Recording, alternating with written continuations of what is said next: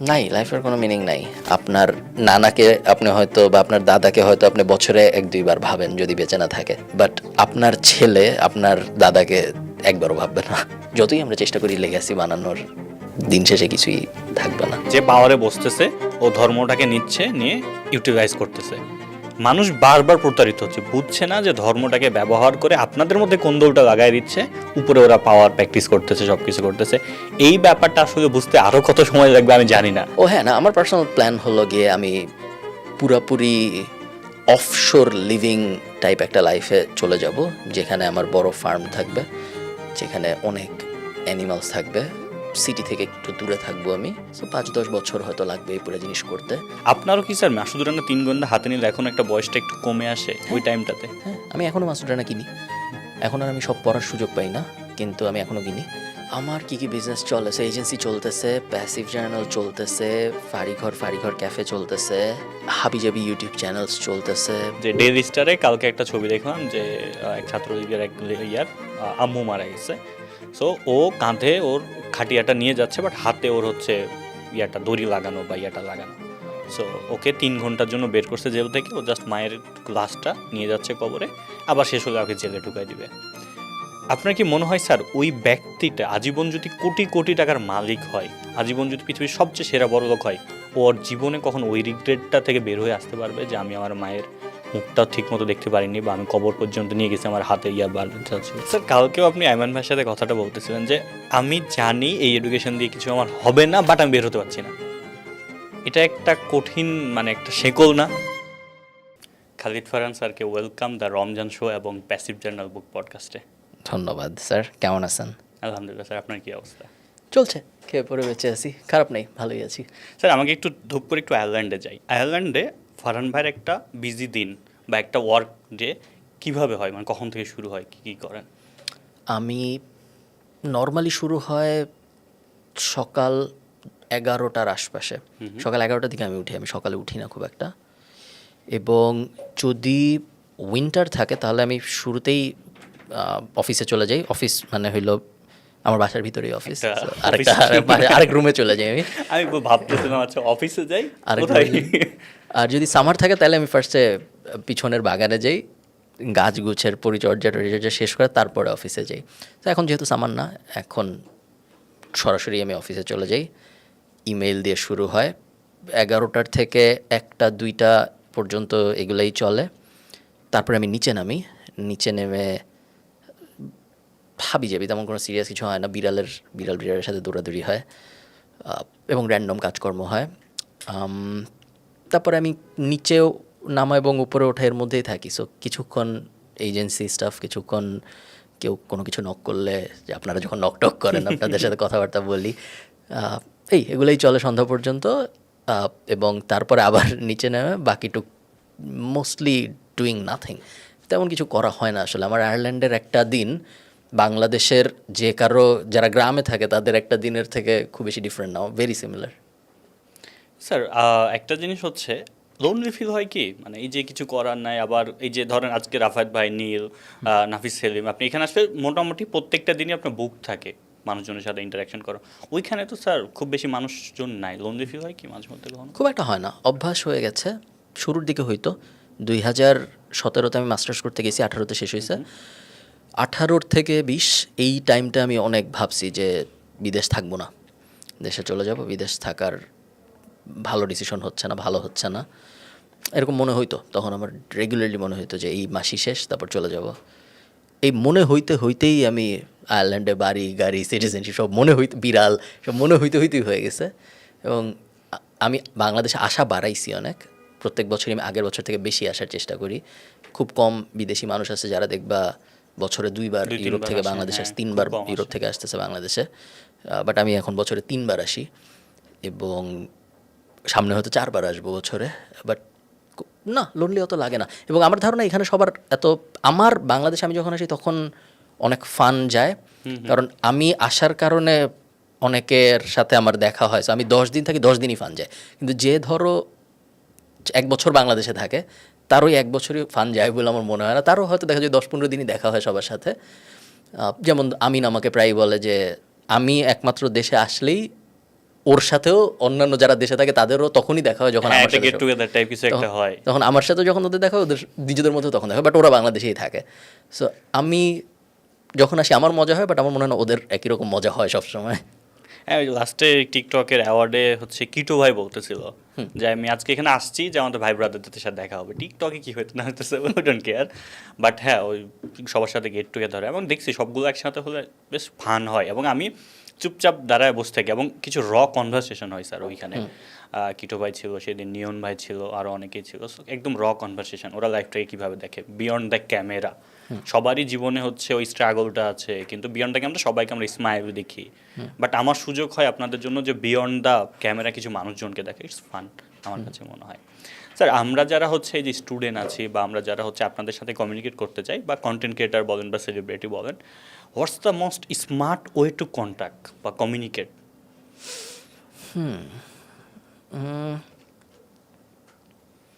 First specific একটা angle থাকা বা একটা কারণ থাকা জরুরি যোগাযোগ করার। হাফ বেকড আইডিয়া নিয়ে বা কোনো কারণ ছাড়া কন্ট্যাক্ট করতে গেলে জাস্ট খামাখা ইমপ্রেশন খারাপ হয় এবং কন্ট্যাক্টের রেসপন্সও খুব একটা আসে বলে আমার মনে হয় না। সো কন্ট্যাক্ট করার কারণ থাকা জরুরি এবং স্ট্রং কারণ থাকা জরুরি। জাস্ট ইচ্ছা হইলো কন্ট্যাক্ট করার চেষ্টা করলো ওরকম হইলে, মানে কন্ট্যাক্ট তো যে কেউ চাইলে চেষ্টা করতেই পারে, বাট রেসপন্স আসে কম। এটা হলো ফার্স্ট। এরপরে সেকেন্ড হলো ওই কারণটা কত সহজে এবং কম ওয়ার্ড ব্যবহার করে বলা সম্ভব, জাস্ট ফর দ্য ইন্ট্রো। পরে তো এক্সপ্যান্ড করাই যাবে, বাট শুরুতে অত রচনার থেকে কম সহজে যদি বলা যায় ওই আইডিয়াটা, তাহলে খুবই ভালো। থার্ড, ইনফ্লুয়েন্সারদের রিচ আউট করার বেস্ট উপায় হলো 100% ইমেল সবসময় যাওয়া উচিত। একই সাথে ওই ইনফ্লুয়েন্সার সবকটা সোশ্যাল মিডিয়ার মধ্যে যেখানে সবচেয়ে বেশি কম পপুলার, হ্যাঁ ওইখানে তার সাথে যোগাযোগ করলে আই থিঙ্ক রেসপন্স বেশি আসে। আমার ক্ষেত্রে আমি ইমেল সবসময় দেখি, সো আমাকে যেই ইমেল করে আমি সবসময় সব আমি রিপ্লাই দিই না, কিন্তু দেখি, আমি সব ইমেল দেখি এবং আমি টের পাই যে ভালো কোনো ইমেল আসলে আমার মিস হয় না, আমার কাছ থেকে রিপ্লাই যায়। অনেক সময় আসে যে ধরো ইমেলটাই হলো আসসালামু আলাইকুম বা ইমেলটা হলো ভাই কেমন আছেন, তো ওগুলার আসলে রিপ্লাই যায় না, কারণ ওইটা আসলে that's not a conversation. So খামাখা ইমেইল ওইগুলো করে। আবার অনেকে আছে ধরো ইমেলের অনেক ফরম্যাট থাকে, বাট মেইন কথা হলো আমি চাই আমার সাথে যখন কেউ যোগাযোগ করবে তখন তার ফার্স্ট কনভারসেশন সত্যি এটা ইমেলের জন্য, সত্যি এটা ফেসবুকের মেসেঞ্জারের জন্য, যেখানেই সে আমার সাথে যোগাযোগের চেষ্টা করতেছে সব জায়গার জন্য সত্যি, তার ফার্স্ট কন্ট্যাক্টটা দেখেই যেন আমি বুঝতে পারি তার কী লাগবে, যাতে আমি খুব সহজেই বুঝতে পারি যে আমার তার সাথে এনগেজ করা উচিত নাকি, কারণ যদি না হয় তাহলে আমাদের দুজনেরই অনেক সময় বেঁচে যাবে। ট্রু স্যার, মানে এইটা হচ্ছে আমাদের কিছু বাচ্চা কাচ্চারা হয়তো একটু হার্টও হবে যে ভাই আসসালামু আলাইকুম, ওকে নেক্সট বলে দেন পুরো মেসেজটা। ওনারা ওয়েট করতেছে যে উনি ওয়ালাইকুম আসসালাম বলবে, তারপরে আমি যাই বলবো, কিন্তু ওয়ালাইকুম আসসালাম আর কেউ বলবে না। সো আপনি ভাই আসসালামু আলাইকুম থেমে না থেকে পুরাটা একবারে বলে ফেলেন, ওইটা অনেক বেটার। Exactly sir. আমি যে বলছিলাম যে নিহাব ভাইয়ের সাথে রিসেন্টলি কন্ট্যাক্ট করলাম, সো আমি ওনাকে একটা হোয়াটসঅ্যাপে মেসেজ দিচ্ছি যে ভাই আসসালামু আলাইকুম, আমি আপনার কন্টেন্ট ফলো করি, এমন এমন কিছু জায়গার নাম বলছি যে একটু একটু কম পপুলার। সো ওটা বললাম যে Sri Lanka to Bhola to Netrokona, and আমরা একটা প্ল্যান করছি যে আপনার সাথে নিহাব ভাই, আপনি এবং রনি সারাফাত এবং অনির্বাণ তিনজনকে নিয়ে আমরা একটা ইয়ে করবো, অ্যান্ড আপনার তিনজনই হচ্ছে ইন্ডাস্ট্রির বস, একটা বুম হবে। So we are expecting that. উনি পরের মেসেজে খুবই পজিটিভ যে ভাই I am interested, let's go for it. বেশিরভাগ মানুষই, আমি আপনাকে ওই দিনও বলতেছিলাম যে বেশিরভাগ মানুষই তাদেরকে সুন্দর করে স্পেশালি টডকাস্টের ব্যাপারে বেশিরভাগ মানুষকেই সুন্দর করে অ্যাপ্রোচ করলে, খুব কম মানুষই আছে যারা বলে যে না আমি করব না, এরকম খুব কম হয়। বেশিরভাগ মানুষই বেশিরভাগ সময় রাজি হয়, জাস্ট বুঝাইতে হয় তাদের। এটা স্পন্সরশিপের ক্ষেত্রেও স্যার, মানে আমি কয়েকটা জায়গায় দেখছি আমাকে যখন আমাকে আইমান, ওই যে লেজির বান্দার যে আমার ফ্রেন্ড আর কি, ও বলে, আমি ওকে বলছি আচ্ছা একে বলবো, আমার মনে হয় না স্পন্সর করবে। স্যার আমাদের বলতে তো সমস্যা নাই, 100টা বলি 10টা আসবে। সো অনেকগুলা ব্র্যান্ড আমি পেয়েছি আমাদের বই বিক্রির জন্য বা যে কোনো ইভেন্টের জন্য, যেগুলো আমার মনে হচ্ছিল যে হবে না, বাট আমি রিচ আউট করেছি, দেখছি ওকে দে আর ইন্টারেস্ট। সো আমার মনে হয় এই ব্যাপারগুলো কমিউনিকেশান একটু শেখা উচিত। আমাদের ইউনিভার্সিটির মাস্টার্স করেও আমরা শিখি না, কারণ মাস্টার্সের আমি নিজে কমিউনিকেশানে পড়তেছিলাম, তিনটা কোর্স করেছি, খুব বেসিক কিছু জিনিসপত্র ছাড়া শিখে নাই। সো স্যার এমনি হচ্ছে বই পড়াটা কীভাবে শুরু, এটা তো মনে হয় আমি একটা আগে পডকাস্ট করেছি, বাট ওকে এটা নিউজ তো একটু বলেন স্যার। বই পড়া শুরু স্কুলে বেশ ছোটবেলার থেকেই বই। স্যার স্কুল তো ল্যাবরেটরি, আমার স্কুল ছিল উদয়ন, সো এটা হলো ঢাকা ইউনিভার্সিটির ভিতরে ব্রিটিশ কাউন্সিলের একটু সামনে ছিল আমার স্কুল। এবং স্কুলে থাকতে থাকতেই বই পড়া শুরু। কিভাবে শুরু আমি ঠিক 100% শিওর না, বাট এই সেবা প্রকাশনী দিয়েই মেইনলি শুরু, এবং সেবার থেকে তারপরে বড় বইয়ের দিকে যাওয়া, হুমায়ুন আহমেদ, জাফর ইকবাল, ওই অ্যাঙ্গেলে, বা আনিসুল হক, তখন যারা যারা বই লিখতো, এখন তো তাদের বেশিরভাগই আর ওভাবে লেখেও না বা এখন পড়েও না মানুষ তাদের বই অত, অনেকে তো বেঁচেই নেই। বাট ওই তো তা সেবার থেকে ওই দিকে যাওয়া, তারপর অনেক পরে যায় ইংরেজি বইয়ের দিকে যাওয়া, অনেক পরে বলতে ইউনিভার্সিটির আশপাশে এসে হয়তো ইংরেজি বইয়ের দিকে যাওয়া এবং নন ফিকশনের দিকে যাওয়া। স্কুল কলেজে থাকতে একমাত্র ইংলিশ বই আমি পড়েছি সম্ভবত হ্যারি পটার, এছাড়া আর কোনো ইংলিশ বই আমি পড়ি নাই। তবে বড় হয়তো অনেক বইটই পড়া হয়েছে প্রয়োজনের, আর ছোটোবেলায় পড়তাম মজা লাগতো দেখে। এখন মজা লাগে এরকম বই কম পড়া হয়, প্রয়োজনের বই বেশি পড়া হয়। ছোটোবেলায় মজা লাগতো দেখে 100% বই পড়া হইতো, প্রয়োজন তো ছিল না কোনো। এখন কি স্যার ওই তিন গোয়েন্দা বা মাসুদ রানা কোনোটা বা কিংবা সমরেশের যে কোনো বই পড়লে কি, আমি যেমন পরশুদিন রাতে একটা ফিল করেছি, আমি সমরেশের একটা রহস্য রোমাঞ্চ সিরিজ পড়ছিলাম, তা আমার মনে হলো ওই যে পাহাড়, ওই যে হচ্ছে আপনার চা বাগান, যে ব্যাপারগুলো থাকে একটা কিশোর ডিসেম্বরের ছুটিতে ঘুরতে যাবে, এই সেই অনেক কিছু। আপনারও কি স্যার মাসুদ রানা তিন গোয়েন্দা হাতে নিলে এখন একটা বয়সটা একটু কমে আসে ওই টাইমটাতে? হ্যাঁ, আমি এখনও মাসুদ রানা কিনি, এখন আর আমি সব পড়ার সুযোগ পাই না, কিন্তু আমি এখনও কিনি। তিন গোয়েন্দা এখন আর কিনি না তো। তিন গোয়েন্দা স্যার মানে আপনার অলমোস্ট পড়া শেষ। হ্যাঁ, বাট তিন গোয়েন্দা বের হয় এখনও, এবং মাসুদ রানাও বের হয় এখনও। কাজী আনোয়ার হোসেন তো মারা গেলেন, বাট মাসুদ রানা তো বের হয়, এবং আমি সবসময়ই কিনি, প্রত্যেক মাসে বাইর হয়। আমি বছরে যতবার আসি আমি আগের পুরো ব্যাকলগ কিনে নিয়ে যাই। পড়ি না, বাট সাজায় রাখি, মাঝে মধ্যে পড়ি, চান্স পাইলে পড়ি। বাট আমি খুবই লয়াল কাস্টমার ওদের, ওরা যা বাইর করে আমি সব কিনি। নাইস। ট্রাভেলে স্যার অনেক বই পড়েন, ট্রাভেল করেন? হ্যাঁ, বই এখন আমার মেইনলি পড়া হয়ই হলো প্লেনে। প্লেন মেইন আমার বই পড়ার জায়গা। আমার আয়ারল্যান্ড থেকে বাংলাদেশে আসতে লাগে 14.5 ঘন্টা, যাইতে ভালো লাগে 14.5 ঘন্টা, 15 ঘন্টা এরকম। তো ধরো কেউ যদি সিরিয়াস হয়, যাইতে আসতে 2টা বই এমনিই শেষ হয়ে যায়, পুরো সময় অবশ্য বই পড়ে না। বাট ওই তো, এছাড়া আমি ইউরোপের ভিতরে যেহেতু অনেক ঘুরি, সব জায়গায় যেতে 1 ঘন্টা লাগে, 2 ঘন্টা লাগে এরকম। সো ওই পথেও অনেক বই পড়া হয়। মেইনলি এখন বই পড়া, আনলেস কোনো স্পেসিফিক রিজনে কোনো বই পড়তেছি, র্যান্ডমলি পড়ছি, বেশিরভাগ সময় ট্রাভেলের সময় পড়া হয়। জায়গাটা কি স্যার একটু পেইন দেয় যে আগে একটু মজার জন্যই বই পড়তাম, এখন শুধু কাজের জন্যই বই পড়তে হচ্ছে? এটা কি একটু কষ্ট? একটু কষ্টকর, হ্যাঁ। হ্যাঁ, মানে এটা আসলে আমি যখন মাঝে মধ্যে কোর্সের জন্য বই পড়ি, আমার ওই উপন্যাস যদি আমাকে এমনি পড়তে হতো পড়তাম, কোর্সের জন্য যখন পড়তে হয় তখন একটু খারাপ লাগে, এটা পড়ে আমাকে এই এই প্রশ্নের উত্তর দিতে হবে, এই সেইগুলো দাগাতে হবে। চাপায় দেওয়া জিনিস সবসময় একটু কষ্টের, এবং এগুলো আমরা নিজেদের উপর নিজে চাপাই দিচ্ছি। কেউ হয়তো বলতেছে না যে এই বই না পড়লে সমস্যা আছে, বাট আমরা জানি যে না পড়লে অনেক কিছু হয়তো আমরা করতে পারতাম যেটা না পড়ার কারণে পারবো না, সো পড়তে হবে। সো নিজেই নিজের উপর চাপায় দেওয়া, এবং চাপায় দেওয়া যেহেতু একটু ফোর্স, যেহেতু এই কারণে একটু বেশি কষ্টকর কম্পেয়ার টু একটা সাহিত্য পড়তেছি। আর মজাও কম আসলে, যেহেতু এটা এন্টারটেইনিং না। ওই বইগুলোতে এন্টারটেইনিং অনেক কিছু ইম্যাজিন করা যায় এখানে। আর নন ফিকশন বই পড়া একটু ঝামেলারও, কারণ নন ফিকশন বইয়ের মাঝখানে মাঝখানে থামা লাগে, লেখা লাগে, বোঝা লাগে, অনেক ধরনের জিনিসপত্র আবার বইয়ের অল্প একটু পড়ে আবার করা লাগে। সো এরকম জিনিসপত্র তো আমাদের ফিকশনের দুনিয়ায় করা লাগে না। সো হ্যাঁ, কম ফান, একটু কষ্টের ব্যাপারটা। সবসময় শুধু ফিকশন পড়ে জীবন কাটিয়ে দেওয়া গেলে খুবই ভালো হইতো। ভালো হইতো, কিন্তু খুব ভালো ডিসিশন না এটা। হ্যাঁ, খুব ভালো ডিসিশন না, বাট এরকম যদি করতে পারতাম তাহলে খুবই ভালো হইতো। এটা স্যার আমার হয় যে আমার ফিকশন পড়ার জন্য আমি যেখানে ইচ্ছা বসে পড়ি, লাদ খাই, এই সেই পড়ি, কিন্তু নন ফিকশন পড়ার জন্য একটা ফিক্সড টেবিল আছে, মানে একটা জায়গা আছে যেখানে পড়বে আমাকে কিছু দাগাইতে হয়, কিছু লিখতে হয়, কিছু ইয়ে করতে হয়, যেগুলো আবার পরে এসে কথাবার্তা বলতে হয়। সো ওই জায়গাতে বসে আমাকে নন ফিকশন পড়তে হয়, কারণ আমি যদি শুয়ে শুয়ে পড়ি কিছু দাগাইতে হলে আমাকে আবার উঠে টেবিলের কাছে যাইতে হয়। সো এটা একটু প্যারা আর কি।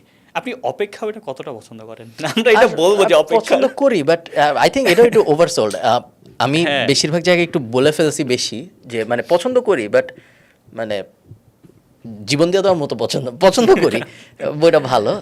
অনেক সময় হয় কি যে বইয়ের বা গানের সাথে এটা অনেক হয় যে বইটা বা গানটা নিজে অত স্পেশাল না হয়তো, কিন্তু আপনি জীবনের কোন সময় ওই বই পড়ছেন বা কোন সময় ওই গান শুনছেন, ওই কারণে খুব নর্মাল একটা গান বা নর্মাল একটা বই বা নর্মাল একটা কিছু অনেক স্পেশাল হয়ে যায়।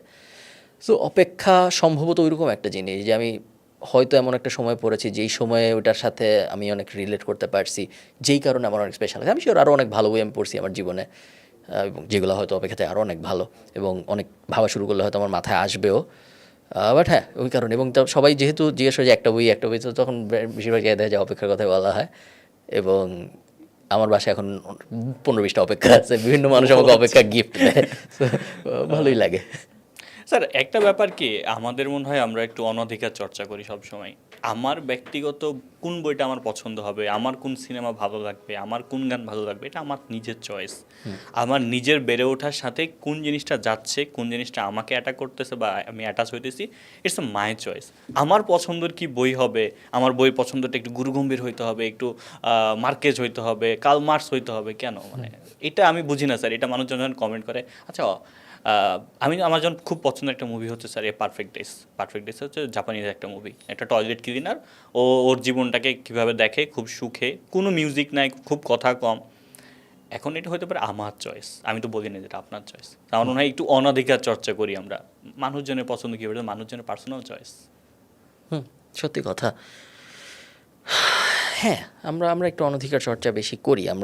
আমরা চাই মানুষজনকে বিভিন্নভাবে জাজ করার চেষ্টা করতে, এবং তার সে কি পড়ে, সে কি করে, সে কি দেখায়, এগুলা দিয়ে জাজ করা সহজ। সো কেউ যদি বলে যে ধরেন আমার এই জিনিস পছন্দ, কিন্তু এটা যদি সমাজের চোখে আবার একটু ক্রিঞ্জ টাইপ হয়, তখন সে আর সাহস পায় না জিনিস বলার যে আমার এই Exactly, জিনিস sir. পছন্দ। সো এগুলো হয়।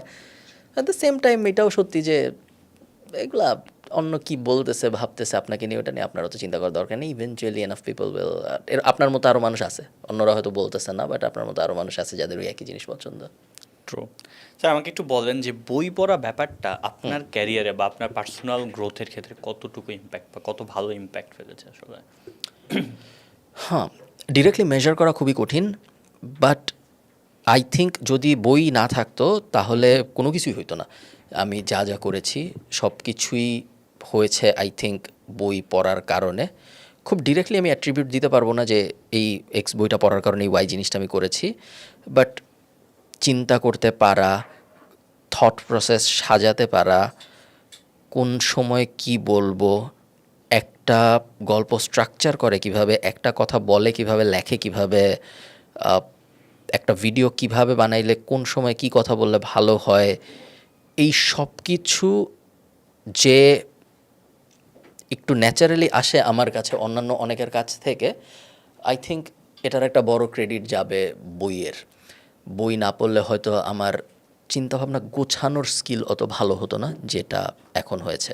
এটা হলো গিয়া প্যাসিভ একটা passive benefit, but active benefit বললে অনেক বই আছে যেগুলো পড়ে ওই বইয়ের টেক অ্যাওয়ে ডিরেক্টলি ইউজ করে বিভিন্ন বিজনেসে হেল্প হয়েছে। এক্সাম্পল। যেমন ধরেন আমি যখন স্টোরি ব্র্যান্ড পড়লাম, তখন আমি বুঝলাম যে না, একটা ক্যাম্পেইনের আপনি হিরো না, আপনি হলেন একজন গাইড যে হিরোকে হেল্প করতেছেন কোনো একটা জার্নি অ্যাচিভ করতে, এবং আপনি তাকে দেখাচ্ছেন কীভাবে অ্যাচিভ করা যায়, আপনি একটা প্ল্যান দিচ্ছেন। So there is this thing called story brand formula. ওটার ভিতরে বিস্তারিত বলা আছে, যাদের আগ্রহ তারা দেখে নিতে পারবে। ওটা পড়ার আগে আমি ওইভাবে কখনোই ব্যাপারটা ভাবি নাই যে একটা স্টোরি। ভাইয়ার চ্যানেলে স্টোরি ব্র্যান্ড একটা ভিডিও পুরোপুরি আছে। এবং এরপরে আমি ডোনাল্ড মিলারের সব বই পড়ছি। ডোনাল্ড মিলারের অনেকগুলো সুন্দর সুন্দর বই আছে, এবং প্রত্যেকটাই খুব ইন্টারেস্টিং অ্যাঙ্গেলের in the realm of marketing business এই দুনিয়ার। যেমন ধরেন ওর কিছু ওই যে 101 টাইপ বই আছে, business made simple, marketing made simple, এরকম কিছু বই আছে ওর, যেগুলো বেশ বেসিক, বাট স্টিল আমার পড়তে বেশ ভালো লাগছে। কারণ ওই বইগুলা বা ওই স্টোরি ব্র্যান্ড বলেন বা এই বেসিক বইগুলো বলেন, এগুলোর মধ্যে থেকে আমি এমন অনেক কিছু পেয়েছি যে আমি ডিরেক্টলি পরে ইমপ্লিমেন্ট করতে পারছি আমার বিভিন্ন কাজকর্মে। Nice sir. আমাকে যদি এখন কেউ জিজ্ঞেস করে আসলে যে বই পড়া কেন জরুরি বা বই পড়বো কেন, আমি একটা খুব কাঠখোট্টা বলবো না, আমি খুব একটা ইন্টারেস্টিং জিনিস ইউজ করি যে তুমি যে সেক্টরে আছো, তুমি যদি বই পড়ো, তুমি সাচাস তুমি মাসে এখন 20,000 টাকা ইনকাম করো, তুমি যদি বই পড়ো, রেগুলার বই নিয়ে করো, আমি মনে হয় তুমি এই 20,000 টাকা 50,000 করতে পারবা। কীভাবে? স্যার আমার মনে হয়েছে আমি যা কিছু করি এখন, আমার মার্কেটিং বা আমার ব্র্যান্ডিং এই সব কিছু, বা আমি যে আমার স্যার এখন 3.5ও মেনটেন করতে হয় ফর স্কলারশিপ, আমার মনে হয় আমি অনেক কিছু না পড়ে লিখতে পারি যে আমি বই পড়ছি ওই জন্য। ইভেন টিচাররা যখন কথা বলে আমি অনেক রিলেট করতে পারি যে আচ্ছা এটা ওই বই আছে, আছে, তো একটা গুড ইমপ্রেশন ক্রিয়েট হয়। দ্বিতীয়ত স্যার ওই যে আপনি যেটা বলেন যে চিন্তা করার ক্যাপাসিটি, আমি একটা বিয়ন্ডে গিয়ে চিন্তা করতে পারি, আবার স্টোরিটাকে সাজাই দিতে পারি যে আপনি এইভাবে যেতে পারেন, এইভাবে করতে পারেন। আমাদের যখন কন্টেন্ট ক্রিয়েশনও আমার হচ্ছে স্টোরি সাজাইতে হয়, কিভাবে কি করব, একটা ক্যাম্পেইন কোন কোন ওয়ার্ডগুলো আমি পিক করব তাহলে ক্যাম্পেইনটা ভালো মতো যাবে, এটাও কিন্তু স্যার বই থেকেই নেওয়া। মানে হ্যাঁ প্যাসিভলি আসে বাট বই থেকেই আসে। স্যার মনে হয় যে আমি যদি বই না পড়তাম এত কিছু চিন্তাও করতে পারতাম না, প্লাস হচ্ছে আমার আর্নিংটাও বাড়তো না। ওই একটা আমাকে নিয়ম দিত, ওই গদবাধা নিয়ম আমি করতাম, নতুন কিছু ইমপ্লিমেন্ট করতাম না, একটা সার্টেন অ্যামাউন্টে আমার চলতো আর কি, যেটা আমার মনে হয় স্যার। হইতে পারে, হয়তো হয়তো সত্যি আসলেই হয়তো তাই হতো। এবং তাই হয় অনেক মানুষের সাথে। বই পড়া is a dying culture in Bangladesh, এবং খুব সহসাই অনেক মানুষ হঠাৎ করে ঠিক করবে আমরা এখন অনেক বই পড়বো, এরকম তো হওয়ার কথা না। একটা এরকম হয়তো হয় হবে না। না এবং আসলে। দুনিয়া যেরকম ট্রানজ্যাকশনাল হয়ে যাচ্ছে, বই পড়ায় মানুষের আগ্রহ যত কমতেছে, আহ, আমি এরকম ভবিষ্যৎ দেখি যেখানে কেউই বইটই পড়বে না, আস্তে আস্তে সব প্রকাশনী বন্ধ হয়ে যাবে। কিছু সেলিব্রিটি লেখক যদি তাদের সেলিব্রিটি বানাইতে পারে তাহলে তাদের বই কিছু চলবে। নট লাইক সেলিব্রিটিরাই বই লিখবে এরকম না, লেখকরাও সেলিব্রিটি হবে হয়তো, এবং তারপরে এই কারণে যেহেতু তারা সেলিব্রিটি এই কারণে তাদের বই বিক্রি হবে বা তারা তাদের মার্কেটিং ওইভাবে পোর্ট্রে করবে। এবং আই থিঙ্ক 10-20-30 বছর পরে বাংলাদেশের মার্কেটে সাহিত্য হয়ে যাবে খুবই একটা রেডিও। হ্যাঁ, বাট আমরা আশা করি এটা না হোক। হ্যাঁ, of হ্যাঁ, course. বাট দেখা যাক আসলে। স্যার একটা সরাসরি ইয়েতে যাই যে আমি ধুপধাপ টপিক চেঞ্জ করে ফেললাম।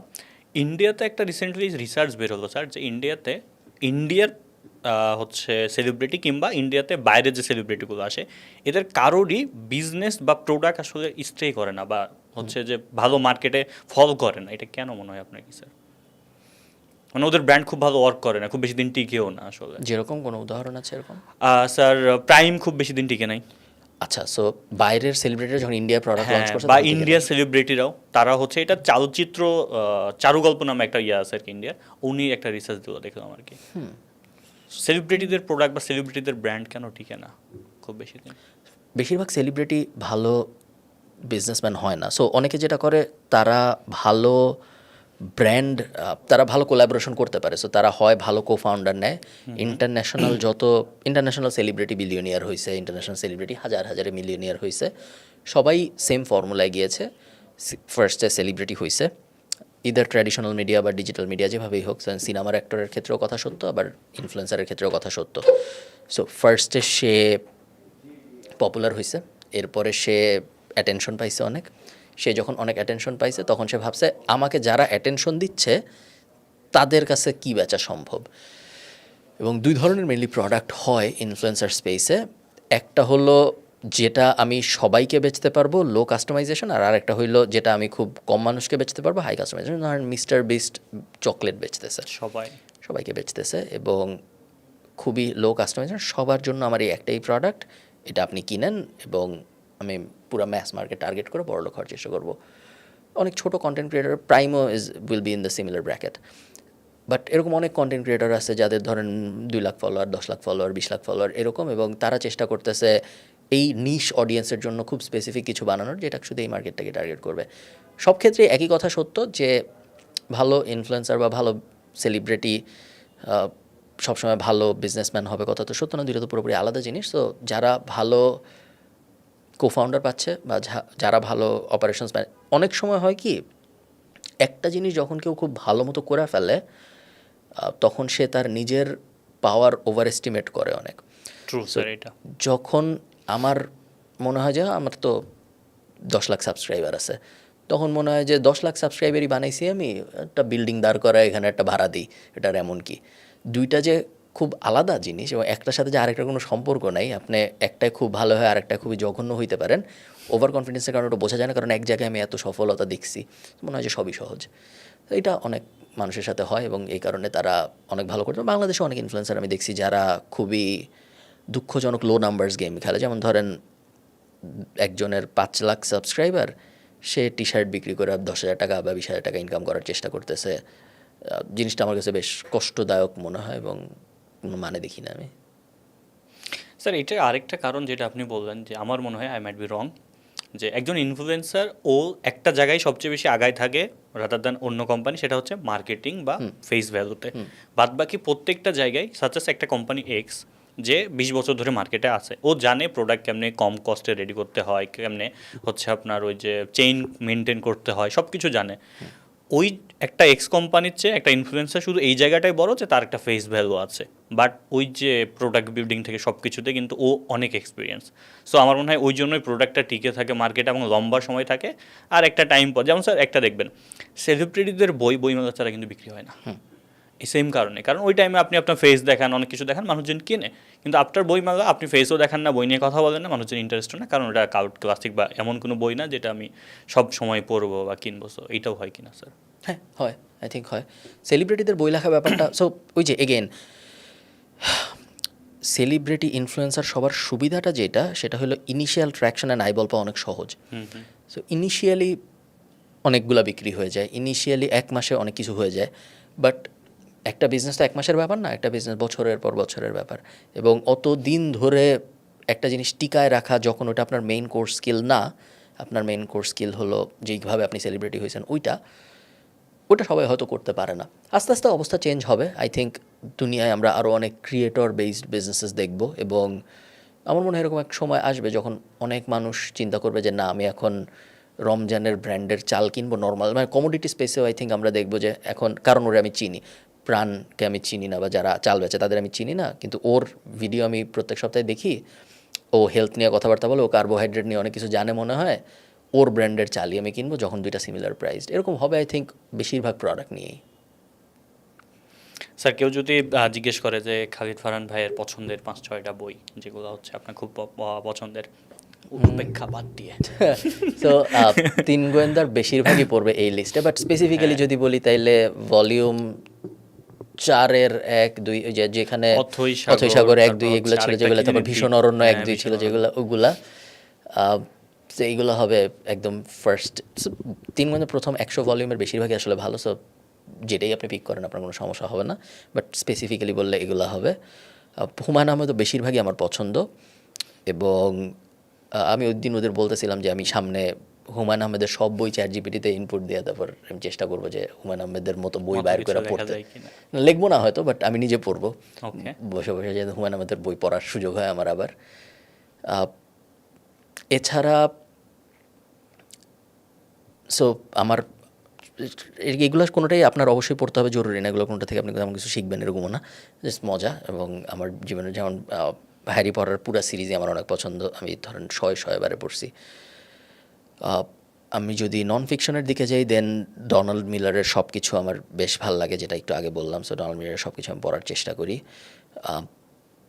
বেসিক বই রিসেন্ট সময় আমার খুব বেশি পড়া হয় নাই, বাট যাদের বিজনেস নিয়ে আগ্রহ আছে, সো বিভিন্ন টপিকের ওপরে তো বই হয়, আমি যেহেতু বিজনেস এইসব হাবিজাবি করি, সো আমি এইসবই হয়তো বেশি পড়ি। সো রিসেন্ট গত 2 বছরে বেসিক বিজনেস বই যেগুলো দিয়ে কেউ শুরু করতে পারে বই পড়া, তার মধ্যে ছিল নোয়া কেগানের একটা সবুজ রঙের বই আছে, আমার বইটার নাম এই মুহূর্তে মনে পড়তেছে না, বাট রাইটারের নাম হলো নোয়া কেগান। আপনারা সার্চ দিয়ে দেখতে পারেন, বইয়ের মলারটা সবুজ। প্রায় সব বায়োগ্রাফি ভালো, বাট যদি ওয়াল্টার আইজাকসন লেখে তাহলে বেশি ভালো। সো যে কোনো বায়োগ্রাফি আপনি পড়তে পারেন, বাট ওয়াল্টার আইজাকসনের মাস্কেরটা আছে, তারপরে স্টিভ জবসেরটা আছে, তারপরে বেঞ্জামিন ফ্র্যাঙ্কলিনেরও আছে সম্ভবত, বেঞ্জামিন ফ্র্যাঙ্কলিনটা পড়ি নেই। সো যে কোনো biography I think will be good. এই তো ঘুরায় ফিরায় এগুলোই আসবে। এছাড়া আমি বিভিন্ন সময় বিভিন্ন র্যান্ডম বই, যেমন আমি এবার আসার সময় অরিজিনালস পড়তেছিলাম অ্যাডাম গ্র্যান্টের, ভালোই লাগতেছিল পড়তে, বাট দেখি ফেরত যাওয়ার সময় পুরোটা শেষ করে তারপর চিন্তা করবো। তারপরে অনেক দিন পরে জর্জ অরওয়েলের বইগুলো আবার পড়লাম আমি, অ্যানিমেল ফার্ম আবার পড়লাম ভিডিও বানানোর জন্য, আবার পড়তে বেশ ভালো, সেই ছোটোবেলায় পড়ছিলাম। বেশিরভাগ বই আমি দেখছি ভালো। অ্যানিমেল ফার্ম বইটাকে আপনি যত হেলদিভাবে রিপ্রেজেন্ট করছেন, এটা কিন্তু অনেক ভালো ইম্প্যাক্ট ফেলছে, এবং অনেক বাচ্চা কাচ্চা আমি দেখেছি আমাদের এখানেও আপনারটা নিয়ে যখন আমরা দিলাম 120K মতো ভিউ গেছে, এমন অনেক বাচ্চা কাচ্চা এই বইটা নিয়ে পড়েছে। সো আমার মনে হয় আমাদের বইয়ের জগতে ওরকম কোনো মানুষ খুব কম আছে যে আপনাকে হেলদি কিছু লাইফস্টাইল, হেলদি কিছু বই বলবে, খুব সুন্দর করে বলবে, যেটা নিয়ে মানুষের আগ্রহ তৈরি হবে। এরকম মানুষও কম স্যার এই ইন্ডাস্ট্রিতে। মানে আপনি যে বইগুলো বলেন, যে অ্যানিমেল ফার্ম বলছেন বা স্টোরি টেলিং, কিংবা আপনি হচ্ছে যে আমাদের ওই যে ব্যাবলিনের একটা হচ্ছে বই ছিল স্যার, ওগুলো অনেকগুলো কিন্তু এখন মানুষজন পড়ে কিনে, এবং দে আর গুড উইথ দিস। বাট ওই মানুষগুলোই কম স্যার আমাদের ইন্ডাস্ট্রিতে, যে আপনাকে কিছু বই সাজেস্ট করবে, খুব সুন্দর করে আপনাকে স্টোরি বুঝাবে, যাতে আপনি আগ্রহ পান, যেটা আপনি অ্যানিমেল ফার্মের আমি দেখেছি অনেক মানুষ কিন্তু এটা পড়েছেও। আপনার ফ্রেন্ড হচ্ছে আমাদের অডিও বুক বলবে, ভাইয়ার নাম কি ভুলে গেছি, আপনার সাদমান। না অডিও বুক বল, আচ্ছা বুঝতে পারছি, কল্লোল। হ্যাঁ, কল্লোল ভাইয়ের অডিও বুক অনেকেই শুনছে আপনার এই ভিডিওর পর, বাট ওরা জানে না কিন্তু কল্লোল ভাই আপনার ফ্রেন্ড। হ্যাঁ, সো গল্পকথন ভাই কল্লোল, ও তো ফিনল্যান্ড চলে গেছে, আর আমি একসাথে নর্থ সাউথে পড়তাম। হ্যাঁ, কথা সত্য, অনেক মানুষ নাই যারা বইটই নিয়ে কথাবার্তা বলে, আবার আছেও অনেকে যাদেরকে হয়তো অনেক মানুষ কনজিউম করে না। আপনারা তো বই নিয়ে রেগুলার কন্টেন্ট বানান, কখনো কখনো হয়তো অনেক কনজাম্পশন আসে, আবার অনেক সময় আসেও না। আমাদের স্কেলটা স্যার কম। হ্যাঁ, তো এইটার So, বড় রিটার্নও কেউ কম আসে। যে অলরেডি বড়, সে তার টপিক থেকে সরে যায় বই নিয়ে বানাচ্ছে, এরকম খুব কম হচ্ছে। এন্টারটেইনমেন্ট বেসড কন্টেন্ট ক্রিয়েটররা তো একদমই বানায় বলে মনে হয় না, যাদের সবচেয়ে বড় রিচ। সো ধরেন একজন রাফসান দ্য ছোট, যে কোনো একটা দুজনের দিয়ে হবে। ধরেন একজন রাফসান দ্য ছোট ভাই বা রাফসান শাবাব যদি হঠাৎ করে একটা বই নিয়ে ভিডিও বানায়, বা একটা নাফিস সেলিম যদি বই নিয়ে ভিডিও বানায়, বা যত বড় ক্রিয়েটর আছে সবাই যদি কখনো কখনো বানায়, এবং তাদের মতো করেই বানাবে, এমন না যে তার স্যাক্রিফাইস করতে হবে যে না আমি তো এই ভিডিও করলে 10 লাখ মানুষ দেখে, এখন আমি হঠাৎ করে একটা বই নিয়ে ভিডিও বানাবো, কেউ তো দেখবে না, ওরকম না। তার একটা অ্যাঙ্গেল খুঁজে বের করতে হবে যাতে কাজ করে। আরো মানুষ দেখে। এবং স্যার, তারা আপনার ভিডিও কিন্তু 500K পর্যন্ত দেখছে। হ্যাঁ, সো আমার ভিডিও বেশ মানুষজন দেখেছে, কোনো স্যাক্রিফাইস করতে হয় না এই বই নিয়ে ভিডিও বানানোর কারণে।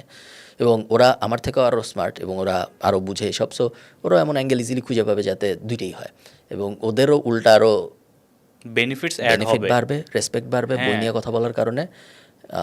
সো হ্যাঁ, আই থিঙ্ক সব আরও বেশি মানুষের করা উচিত। কেন করে না আমি ঠিক জানি না। স্যার, ওই যে আপনি নিজের পডকাস্টে যেটা আলোচনা করতেছিল আর কি, যে আপনি বই নিয়ে কথা বলার জন্য, বা আপনি হচ্ছে ওয়ার্ল্ড ওয়ার নিয়ে কথা বলার জন্য, বা কিংবা পুতিন বিভিন্ন কিছু কথা বলার জন্য আপনার কিন্তু পার্সোনালিটির উপর একটা আলাদা প্যাসিভ হচ্ছে একটা রেসপেক্ট চলে আসছে, এবং মানুষজন এটা খুব ভালো মতো অ্যাচিভ করে এবং করে যে ওকে ভাই তো শুধু টাকা পয়সা এই সেই না, উনি বইও পড়ে, বই নিয়ে কথাবার্তা বলে, আবার পলিটিক্স নিয়েও কথাবার্তা বলে, আবার বাংলাদেশের এই আন্দোলনের পর কি পিলার হওয়া উচিত আমেরিকাতে, কী যে 7টা ওটা নিয়েও বলছেন। সো এই ব্যাপারগুলো একটা ক্রিয়েটরকে ওর বেস থেকে বাইরে করে এবং রেসপেক্ট অ্যাড করে প্যাসিভলি, যাতে আপনার অ্যাকসেপ্টেন্স আরও বেশি বেড়ে যায় বিভিন্ন জায়গাতে আর কি।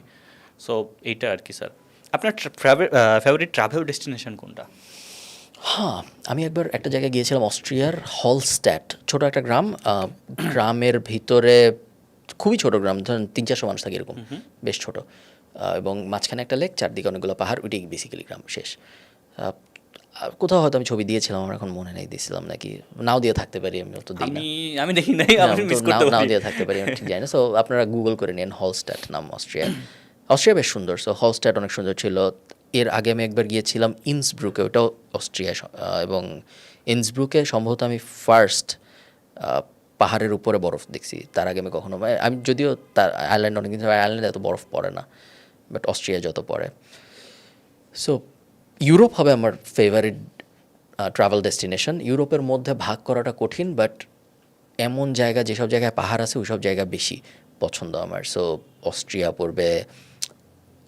কেউ যদি ম্যাপের দিকে তাকায়, আল্পস পর্বতমালা যেদিক দিয়ে গেছে, এর এই আল্পস পর্বতমালার পুরা বর্ডারটাই আর কি আমার পছন্দ। সো অস্ট্রিয়া পড়বে, ওইখানে জার্মানির কিছু অংশ পড়বে ওইখানে, তারপরে আরও আপনারা ম্যাপে দেখেন সুইজারল্যান্ড কিছু, সুইজারল্যান্ড পড়বে। সো সুইজারল্যান্ড বেশ সুন্দর। সুইজারল্যান্ড সুন্দর, এটা সবাই জানে। সুইজারল্যান্ডের ব্র্যান্ড আছে এরকম, এবং সুইজারল্যান্ড আসলেও বেশ সুন্দর। সো সবাই যদি সুযোগ থাকে যাওয়া উচিত। আপনার ব্লগটা অনেক সুন্দর ছিল স্যার, 360 ডিগ্রি সুইজারল্যান্ডে আমি সুইজারল্যান্ড একমাত্র জায়গা, এবং হয়তো আমি এটা আয়ারল্যান্ডেও করতে পারবো, যেখানে আমি কোনো মাইক টাইক ছাড়া ভিডিও রেকর্ড করি, এবং সাউন্ড ঠিকঠাক, এবং সাউন্ডে কোনো সমস্যা নাই, কোনো কিছু আসতেছে না, কোনো এডিট ছাড়া তারপর আমি পাবলিশ করতে পারছি, যে কিছুই মনে, কারণ কেউ নাই, আসলে কিছু নাই, ছাড়া কিছু খুব কিছু বেশি নাই, কোনো শব্দ নাই, কিছু নাই, কোনো মাইক লাগে না, জাস্ট নর্মাল। এবং ওই সুইজারল্যান্ডের যে 360 ভিডিও, সেটা হইলো পুরোই একটা এডিট ছাড়া ভিডিও। সো ভিডিও শুরু হয়েছে, ভিডিও শেষ হয়েছে, মাঝখানে কোনো এডিট নেই, অডিও কোনো কিছু করা হয়নি, ভিডিও কিছু করা হয়নি। ও না, আমি ভাবছিলাম লুক্সেমবার্গেরটা তো এডিট করা। হ্যাঁ, ওটা লুক্সেমবার্গেরটা এডিট করা। লুক্সেমবার্গের সময় আমার মাইক ছিল সাথে, I think. Luxembourg it's also very interesting city, but Luxembourg is an experience. এটা ঠিক, কারণ লুক্সেমবার্গে পাহাড়ও নেই, সাগরও নেই। লুক্সেমবার্গের মজাটা অন্যরকম, যে হেরিটেজ বা একটা ইতিহাস, ওদের একটা ইতিহাস আছে, এবং ওই যে সব পাবলিক ট্রান্সপোর্ট ফ্রি, হাবিজাবি কিছু ব্যাপার আছে লুক্সেমবার্গের, ওটা অন্যরকম ওরা। বাট ইউরোপ জেনারেলি আমার বেশ পছন্দ, ইউরোপ বেশ নাইস। নেপাল গেছেন স্যার? এশিয়ায় আমি গিয়েছি শুধু ইন্ডিয়া এবং থাইল্যান্ড, আর কোথাও যাইনি আমি। আমার ফেভারিট ডেস্টিনেশন হচ্ছে নেপাল, আমি জানি না কেন, বাট আমার হচ্ছে পাহাড়, স্পিরিচুয়ালিটি, ব্যাপার স্যাপার, বুদ্ধিজম, এই ব্যাপারগুলো অনেক ফ্যাসিনেশন কাজ করে। সো একটা টাইমে আমি ভাবছিলাম যে অন্নপূর্ণা ট্র্যাকিংয়ে যাবো, ট্র্যাকিং না মানে বেস ক্যাম্প ট্র্যাকিং তো উপরে ওটা পারবো না, এটা বাবর ভাই যাবে, রিসেন্টলি আমি শুনছি উনি নেক্সট ইয়ারতে যাবে। বাট ওই পাহাড় টাহাড় এগুলো আমাকে একটু বলেন তো স্যার, যে ট্রাভেল করা কেন ইম্পর্টেন্ট, বা কতটুকু ইম্পর্টেন্ট, বা কতটা বেশি ইম্পর্টেন্ট? ট্রাভেল করলে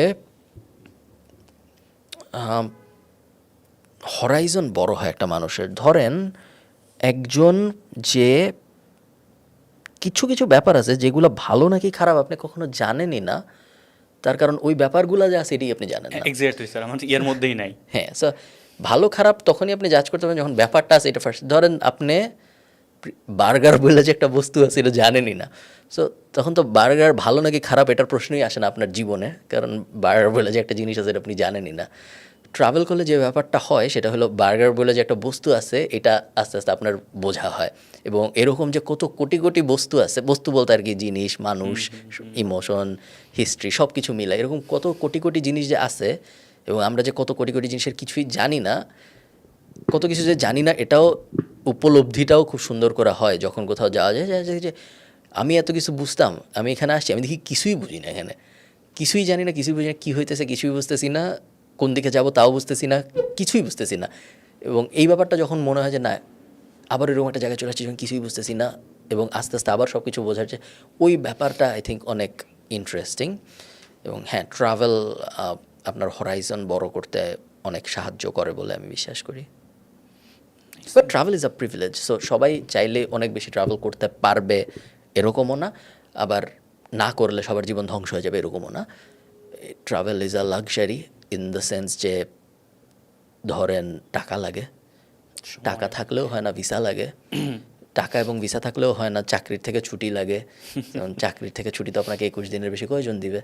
সো অনেক সময় হবে যে মানে আমি চাইলেও যে আমি এখন 2 মাস ইউরোপে ঘুরে আসবো এটা বেশিরভাগ মানুষের জন্য পসিবল হয় না। So that's a luxury, true, but তারপরেও যতটুকু করা যায় তত ভালো।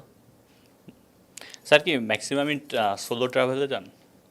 যখন আমি ভিডিও করার পরিকল্পনা মাথায় থাকে তখন যাই, না সবসময় সোলো ট্রাভেলে যাই না, অনেক সময় বন্ধুবান্ধব থাকে, ফ্যামিলি থাকে, বাট কখনোই কেউ ভিডিও টিডিওতে আসে না দেখে মনে হয় সবসময় যে আমি একা, বাট না সবসময় সোলো ট্রাভেল হয় না।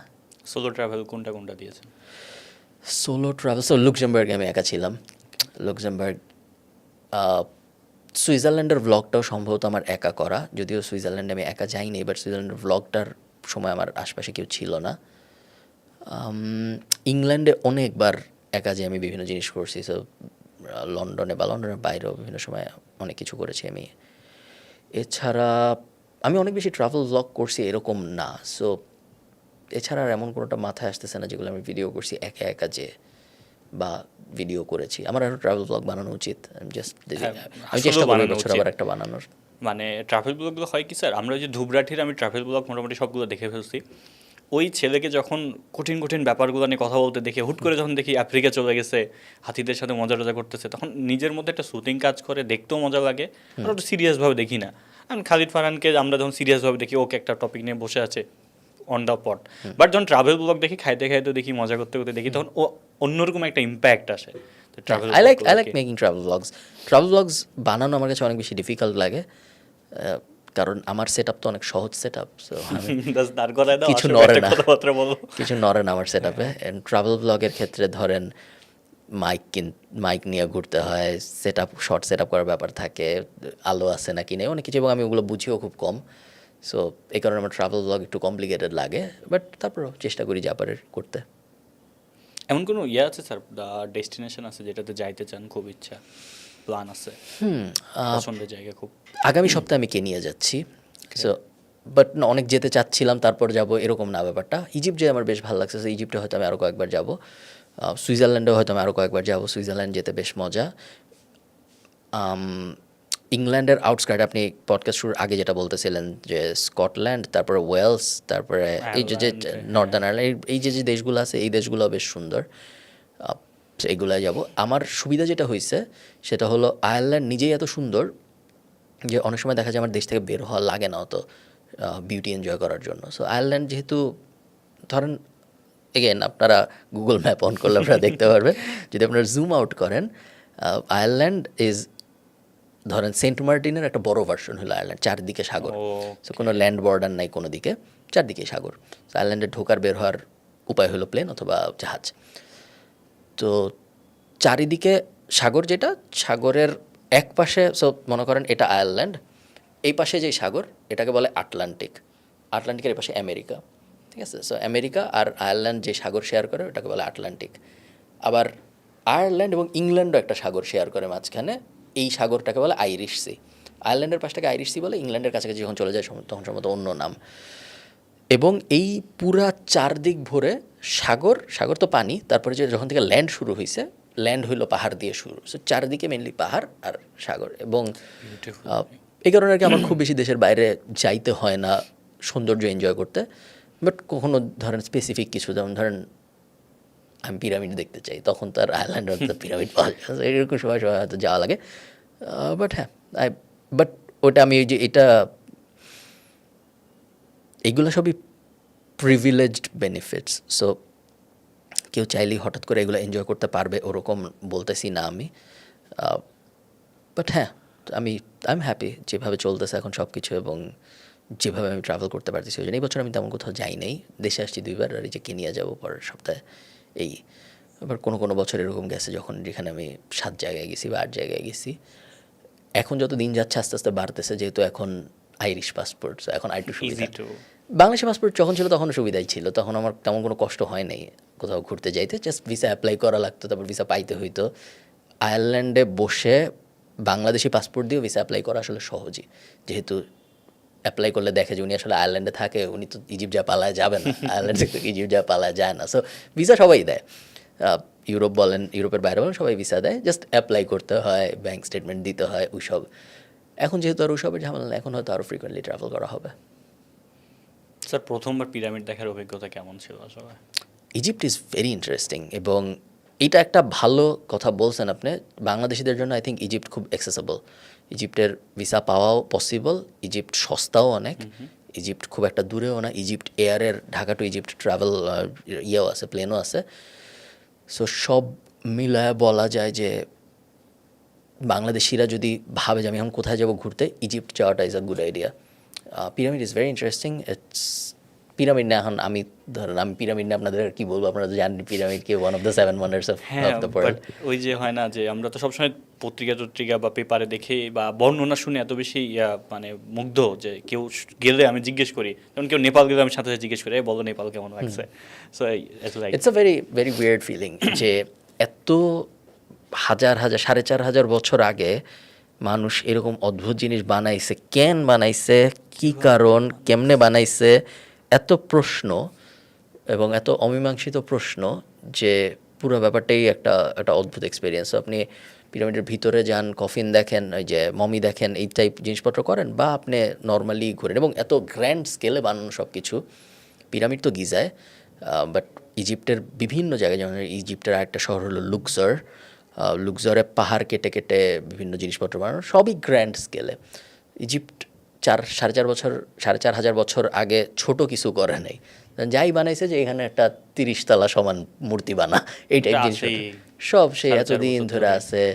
এবং এই জিনিস যে কেন বানাইছে, কীভাবে বানাইছে, সব কিছু দেখতে সবার অবশ্যই। Egypt is a very scammy place, but তারপরেও সবার যাওয়া উচিত, কারণ এটা আপনি বলছেন, আমি চিন্তা করতে জিজ্ঞেস করবো।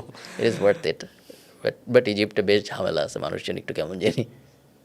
এরকম না, মরক্কো তো ফিল করছেন নাকি? হ্যাঁ, মরক্কো ভেরি সিমিলার, অনেক বেশি মানুষজন পুষি, সবাই বাংলাদেশ থেকেও অনেক বেশি খারাপ। অবশ্য বাংলাদেশে যেহেতু আমি বাংলাদেশি হিসেবে ঢুকি, সো আমার সাথে তো স্ক্যাম হওয়ার চান্স কম। বাংলাদেশে একটা বিদেশি ঢুকলে ভালো মতো বোঝা যায়, সে বুঝতে পারবে যে তার সাথে আসলে কীরকম ইন্টারাকশন হয়।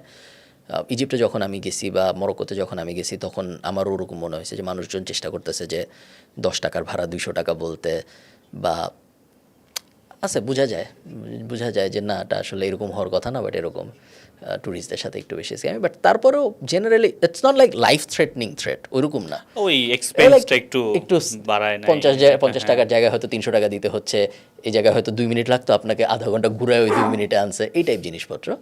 বাট এমন না যে আপনাকে আটকায় ফেলছে, জীবন নিয়ে সমস্যা, ওরকম না। স্যার আপনার কাছে কি মনে হয় না যে আমাদের বাংলাদেশের পাশে যেমন শ্রীলঙ্কা আছে, মালদ্বীপ আছে, ইন্ডিয়া আছে, ম্যাক্সিমাম কান্ট্রি কিন্তু স্যার তাদের যে ট্রাভেল জায়গা জিনিসপত্রগুলো এগুলোকে খুব ভালো মতো ব্র্যান্ডিং করে এবং বেশ ভালো একটা বিদেশি মুদ্রা আর্ন করে। বাংলাদেশ কি এই জায়গা থেকে অনেকটা পিছিয়ে কি না, বা এনাফ পরিমাণে রিসোর্স আছে কি না, আর যদি থাকে তাহলে আমাদের কী কী আসলে স্টেপ নেওয়া উচিত এই আমাদের সৌন্দর্যগুলোকে ব্র্যান্ডিং করার জন্য? রিসোর্স বানানো সমস্যা না, রিসোর্স শুধু থাকতে হয় তা না, রিসোর্স বানানো যায় ব্র্যান্ড করে। প্রবলেম হইল একজন মানুষ আসার পরে তার পুরো এক্সপিরিয়েন্সটা কীরকম হয় এটা ডিজাইন করতে পারা। ধরেন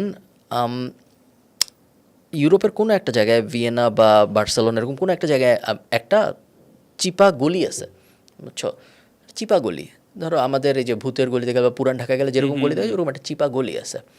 তো ওই গলিটার খুবই চিপা, একবারে একজন মানুষ ঢুকতে পারবে এরকম, এবং সে বের হওয়ার না পর্যন্ত উপর থেকে কেউ আসলে মুখোমুখি লাগে যাবে এরকম চিপা। তো দুইটা বিল্ডিং খুব কাছে ওইখানে, এরকম একটা কাহিনী। সো এই চিপার নাম ওরা দিল যে ওয়ার্ল্ডস ন্যারোয়েস্ট রোড, এবং ওটা হলো এই চিপার ব্র্যান্ডিং। এপাশে ওরা একটা ল্যাম্পপোস্ট লাগাইলো, ওপাশে একটা ল্যাম্পপোস্ট লাগাইলো, এপাশে একটা সবুজ হলে এখান থেকে মানুষ যাইতে পারবে, ওপাশে মানুষের জন্য ল্যাম্পপোস্ট আর কি, এপাশে একটা সবুজ হলে এখান থেকে যাইতে পারবে, ওপাশে একটা সবুজ হলে ওপাশ থেকে আসতে পারবে, এপাশের মানুষ দাঁড়ায় থাকবে। তো এটার নাম ওরা দিল যে ওয়ার্ল্ডস ন্যারোয়েস্ট অ্যালে এরকম কি জানি একটা, এবং ওভাবে ওরা ব্র্যান্ডিং করা শুরু করলো। এখন ওই জিনিস দেখতেই মানুষ যায়। টিকিট কাটা লাগে না, টিকিট কাটা লাগে না, বাট ওই দেশে যেহেতু যাচ্ছে, সো জিডিপিতে অবদান তো পড়তেছে, ওই দেশে এত কষ্ট করে গেছে, সে তো গলি দেখে চলে আসবে না, সে আরও অনেক কিছু করবে। ধরেন আপনি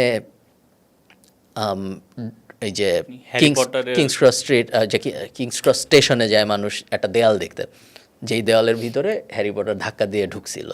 ইটস বেসিক্যালি আ দেওয়াল, আমি অনেকবার গেছি, কিছুই নেই।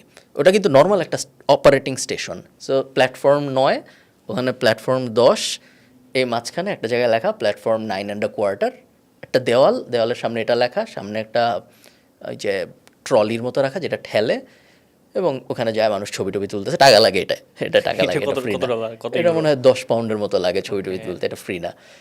সো এই এই যে এগুলো তো ন্যাচারাল বিউটি না, এই জন্য আমি এগুলোর কথা বারবার বলতেছি। ধরেন আমরা সাগর নাই, লুক্সেমবার্গের সাগর নাই, সাগর তো হঠাৎ করে বানায় ফেলতে পারবো না আমি টুরিস্ট অ্যাট্রাকশনের জন্য, বাট অনেক কিছু আছে যেগুলা থাকা লাগে না, জাস্ট ব্র্যান্ডিং করতে পারা লাগে। সো এরকম জিনিস আমাদের অনেক আছে যেগুলো, সো আমাদের সাগরও আছে, সাগর নাই তা না, বাট এরকম অনেক কিছু আছে যেগুলো ব্র্যান্ডিং করা সম্ভব যদি জাস্ট ওভারঅল এক্সপিরিয়েন্স ঠিক করে। আমাকে অনেক বিদেশি বন্ধু বলে যে তোমার দেশে আমি যাব, কারণ আমি যে ওরা বিভিন্ন ভিডিও টিডিওতে দেখে যে ঈদের সময় ট্রেনের ছাদে উঠা মানুষ এক জায়গা থেকে আরেক জায়গায় যায়। তো আমার বলে প্রজেক্ট কি জানি নাইটফল, হ্যাঁ, ও ব্র্যান্ডিং করার পর অনেক বেশি গেছে এটা। তো বলছে যে না, আমি তো এরকম ট্রেনের ছাদে উঠা যাইতে চাই, এটা আমি এই জায়গা থেকে এরকম জিনিস। তো এরকম ধরেন আমরা যদি এখন প্ল্যান করি যে এরকম একটা ট্রেন থাকবে, যে এই ট্রেনটা হবে হলো এটা একটা ট্যুরিস্ট ট্রেনই, এটার পরিকল্পনা এটা ছাদেই উঠা যাবে, এটা বডিতে উঠা যাবে না, এটা ছাদে উঠা যাবে, এবং ছাদে উঠে এটা পয়েন্টের থেকে পয়েন্ট, ঢাকার থেকে ওই নারায়ণগঞ্জ পর্যন্ত নিয়ে যাবে, আবার ফেরত আসবে, এই রোডটার মধ্যে দিয়ে যাবে। সো জিনিসগুলো প্ল্যান করতে হয়, প্ল্যান করার পরে ট্যুরিস্ট সেফটি এনশিওর করতে হয়, অ্যান্ড দেন তারপরে মার্কেটিং বা ব্র্যান্ডিংয়ের পার্টটা আসে, যখন যে মানুষ আসা শুরু করবে। এগুলোর কোনো কিছু যেহেতু হয় না, সো লাকিলি যা হয়, যেগুলো একসময় কাজ করতো, যে ওয়ার্ল্ডস লংগেস্ট সি বিচ আসো দেখো, বা কক্সবাজার আসো দেখো, ওগুলো যতই দিন যাচ্ছে ততই কম কাজ করতেছে। এবং আই থিঙ্ক এমন একটা সময় আসবে যে ওয়ার্ল্ড লংগেস্ট সি বিচ দেখতে হবে, দূর ওয়ার্ল্ড লংগেস্ট সি বিচ দেখবো কেন আমি, এর থেকে আমি মালদ্বীপ যাই, যায় বসে থাকি, থাইল্যান্ড যাই, যায় বসে থাকি, সব কিছু অনেক সস্তা, কেউ আমার সাথে কিছু স্ক্যাম করা। এখন বিদেশি বাদ, বাংলাদেশি আছে এমন যে হ্যাঁ, যে বাংলাদেশি, সে 7 দিনের ছুটি পাইছে, সে সাগর দেখতে চায়, তার প্রথম মাথায় আসে এটাই যে আমি সাগর দেখতে থাইল্যান্ড যাব, তার মাথায় ওটা আসে না যে আমি সাগর দেখতে কক্সবাজার যাবো। বাংলাদেশি নিজেই ভাবে যে আমি কক্সবাজারের মতো একটা ঝামেলার জায়গায় যাবো না, আমি থাইল্যান্ড যাবো। সেইখানে আপনি আশা করতেছেন যে এক জার্মান লোক ভাববে যে আমি থাইল্যান্ড না যে কক্সবাজার যাবো, এটা হইতেই পারে না। স্যার আমি কিছুদিন আগে ধুবরাটি বললাম স্যার, ধুবরাটির একটা দেখলাম যে মঙ্গোলিয়া সম্ভবত, হ্যাঁ মঙ্গোলিয়াতে ওদেরকে নিয়ে গেছে ওয়ার্ল্ডের ওই 5-6 জন কন্টেন্ট ক্রিয়েটার যারা খুব ভালো ভালো, ওদেরকে মঙ্গোলিয়ার ট্যুরিস্ট থেকে নিয়ে গেছে, ট্যুরিজম বোর্ড থেকে, এবং তাদের সাথে মঙ্গোলিয়ার হচ্ছে আপনার প্রধানমন্ত্রী কিংবা ট্যুরিজমের সেক্টরের যে মন্ত্রী, ওদের হেলিকপ্টারে ছিল। মানে সাচাস ও 10 জন কন্টেন্ট ক্রিয়েটার নিয়ে গেছে 10টা দেশ থেকে, ও নিজে প্রধানমন্ত্রী ওদেরকে পুরো দেশ ঘুরায় দেখেছে, সব কিছু করছে, ওরা সবাই কন্টেন্ট বানাইছে অ্যান্ড মঙ্গোলিয়া ভাইরাল হয়ে গেছে, মঙ্গোলিয়াতে এখন মানুষজন যায়। দুবাই এটা রেগুলারলি করছে, বিভিন্ন কন্টেন্ট ক্রিয়েটরদের দুবাই টাকা দিয়ে নিয়ে গেছে রিল বানানোর জন্য। দুবাইয়ের কন্টেন্ট ক্রিয়েটরদের ভিসা আছে, আপনার কি ভিসা বলে এক্স্যাক্টলি আমার মনে পড়তেছে না, বাট সম্ভবত কন্টেন্ট ক্রিয়েটর ভিসা বা ইনফ্লুয়েন্সার ভিসা বা ইউটিউবার ভিসা এরকম একটা ব্যাপার আছে দুবাইয়ের, যে এই ভিসা আপনি আসতে পারবেন যদি আপনার এভাবেই ভিসাটা দেয়, মানে পলিসিটা এভাবে বানানো যায়, এই যে এতগুলো ফলোয়ার থাকলে আপনি এই ভিসা অ্যাপ্লাই করতে এবং পারবেন। এতগুলো কন্টেন্ট বানাইতে হবে এটা। হ্যাঁ, আপনি দুবাই সরকার টাকা দিবে আপনাকে, আপনি ভিডিও বানান, দুবাইয়ের ব্র্যান্ডিং হোক, ওরা ওভাবে করতেছে। সো হ্যাঁ, ট্রাভেল নিয়ে আমি বাংলাদেশে তেমন কোনো একটা আশা দেখি না। বিদেশি তো দূরের কথা, বাংলাদেশি মানুষই বাংলাদেশে ট্রাভেল করে না এবং করতে পারে না। এটা হচ্ছে ইন্টারেস্টিং ভিডিও, আপনার ইউটিউবের ভিডিও যখন দেখতে যায়, অ্যাডও দেখি কয়েকটা দেশের ট্যুরিজম বোর্ড অ্যাড প্লে করতেছে আমাদের ভিডিওতে, যে আমাদের এখানে আসেন। সো কতটা স্মার্ট, কতটা আগায় গেছে, আর আমরা এখনও পলিটিক্স সেই কিছু মারামারি করতে করতে দিন শেষ। স্যার, খালিদ ফারহান স্যার এখন কি বিজনেস চলে? আমার কি বিজনেস চলেছে, এজেন্সি চলতেছে, প্যাসিভ জার্নাল চলতেছে, ফাড়িঘর ক্যাফে চলতেছে, হাবিজাবি ইউটিউব চ্যানেলস চলতেছে, ফ্রাইডে চলতেছে, স্টাডি অ্যাব্রড চলতেছে, ম্যাড কফি চলতেছে। এই তো বলার মতো এগুলো, আর বাকি যেগুলো আছে এগুলো আর বলার মতো না, ছোটোখাটো আর কি। নাইস। ফারহান ভাই কেমনে ঠিক করে যে বাংলাদেশে এই বিজনেসটা করব বা এই বিজনেসটা শুরু করব? খুব একটা জটিল রিসার্চ হয় এরকম না, বেশিরভাগ সময় আমার মনে হয় যে আমি হলে হয়তো কিনতাম, এই কারণে আমি করব বেশিরভাগ সময়। এবং মানে এখন নিজে কনজিউমার হলে, নিজে কনজিউমার হইলে, এবং এখন যেহেতু আমার এমন একটা পজিশনে আমি গেছি যে আমি এখন টেস্ট করার জন্য খরচ করতে পারি, যে সো এখন আমার মার্কেট, আপনি যখন একটা বিজনেস লঞ্চ করবেন, আপনি হয় রিসার্চ করার জন্য সময় এবং খরচ করবেন, অথবা আপনি পরে যায় টেস্ট করবেন যে কাজ হয় নাকি হয় না। So, আমার জন্য রিসার্চ করার থেকে টেস্ট করাটা সহজ। সো আমি 2 মাস ধরে ভাববো যে এই জিনিস চলবে নাকি চলবে না, তারপরে লঞ্চ করব, ওই 2 মাসের ভ্যালু আমার কাছে বেশি কম্পেয়ার টু আমার যে $2000 খরচ হবে বোঝার জন্য যে এই জিনিস আসলে মানুষ কিনে নাকি কিনে না। সো আমি প্রেফার করব ইমিডিয়েটলি চালায়, ইমিডিয়েটলি মার্কেটিং করে দেখতে যে চলে নাকি চলে না, না চললে 1 মাসের মধ্যেই বোঝা যাবে যে চলতেছে না, 2 মাস রিসার্চ করে তারপর ওই জিনিসটা আমি এখন আর করি না, যেহেতু আমি করতে পারি আর কি এটা। বাট যদি আমি নতুন হতাম তাহলে আমি অবশ্যই অনেক সময় নিয়ে রিসার্চ করতাম, অনেক মানুষের জিজ্ঞেস করতাম যে এটা হইলে কিনবা নাকি, ওটা হইলে নিতা নাকি, অনেক কিছু আমি করতাম যদি ওই স্টেজে থাকতাম। বাট আমি যেহেতু ডিফারেন্ট স্টেজেস, আমার ওইটা আর করা হয় না। স্যার একটা জিনিস আপনি বারবার দেখেছেন যে আমাদের বাংলাদেশি মানুষরা একবার ডেস্টিনি আসলো, চিটেড হলো, আবার আরেকটা আসলো। সো এই মানুষগুলা এই 10 বছরের মধ্যে 5 থেকে 7 বার চিট হয়েছে। হ্যাঁ, MLF বা এই ধরনের বিজনেস আবার একটা নতুন শুরু করলে আবার কেন মানুষ ওটাতে ইনভেস্ট করে, আবার কেন যায়? বাংলাদেশের মানুষের কী সমস্যা আছে বলেন? বাংলাদেশের মানুষ মনে হয় এই সবারই হয়, বাট বাংলাদেশের মানুষ বেশ লোভী, এবং লোভ খারাপ না, বাট লোভ এবং এডুকেশনের ঘাটতি এবং লোভ ইজ আ ব্যাড কম্বিনেশন। শুধু লোভী হওয়া খারাপ না, ধরেন মার্ক জাকারবার্গ লোভী, এই কারণে মার্ক জাকারবার্গ বিশাল বিজনেস বানাইতে পারছে। সে লোভী কিন্তু সে আবার স্মার্টও, সে বুঝেও, এবং সে এই কারণেই তার লোভটা কাজে আসছে। এখন আপনি যদি হন লোভী কিন্তু আপনি কিছু বুঝেন না, তখন সমস্যাটা হয় যে আমি লোভ আছে আমার, আমি অনেক কিছু করতে চাই কিন্তু আমার কিছুই আমি বুঝি না, কোনটার থেকে কিভাবে ইনকাম হয় না হয় কিছুই আমি বুঝি না, শুধু আমার আছে লোভ। ওই কম্বিনেশনটা ভালো না, এবং বাংলাদেশে এই কম্বিনেশনের মানুষ বেশি, যারা লোভী কিন্তু আবার কিছু বুঝে না। এই কারণে তারা বেশিরভাগ সময় এই ঝামেলার মধ্যে পড়ে এবং কিছুদিন পরই পড়ে। আবার কি আপনার শর্টকাটে বড় লোক হওয়া, পরিশ্রম না করে টাকা পয়সা পাওয়া, এই ধরনের জিনিসপত্র বিশ্বাসী অনেকে। হ্যাঁ, এটা তো আছেই যে আমি কত কম কাজ করে বা কত কম কষ্ট করে কত বেশি টাকা আয় করতে পারি, ওই ব্যাপারটা তো আছেই। সো ওটাও একটা বড় রোল প্লে করে। ট্রু। এমনি ফারহান ভাইয়ের হচ্ছে যে এতগুলো বিজনেস থেকে মান্থলি কীরকম আসে? এখন যে সবচেয়ে ট্যাগের কোশ্চেন, বাট ওকে আমি মিডিলে করছি, সমস্যা নাই। বেশ ভালোই আসে, in the range of let's say $50,000 আশপাশে, 50-60 এরকম ইউরোর আশপাশে হবে হয়তো আমাদের টপ লাইন রেভিনিউ। সব মিলাইলে কম বেশি হয় ডিপেন্ডিং অন বছরের কোন সময়, বাট হ্যাঁ ওটা হবে। লাইফের সবচেয়ে এক্সপেন্সিভ পারচেস কী ছিল স্যার? বাড়ি। ও হ্যাঁ, রিসেন্টলি যেটা। বাড়ি কিনতে আমার 5 কোটি টাকার মতো খরচ হয়েছে, ওটাই হবে। একবারে এত টাকা দিয়ে আমি অন্য কোনো কিছু কিনি নাই কখনো, অ্যাকচুয়ালি কিনছি। সো আমি জমিও কিনছি, জমির দাম অ্যাকচুয়ালি আরও বেশি, বাংলাদেশের জমির দাম এক্সাক্ট কত না বলি, বাট আরও বেশি। বাট হ্যাঁ, বাড়ি হবে সেকেন্ড মোস্ট এক্সপেন্সিভ থিং। বাড়ি জমি ছাড়ার দামি কিছু আমি কখনোই কিনি নি। আমার গাড়ির দাম 14 লাখ টাকা, 14,000 euro.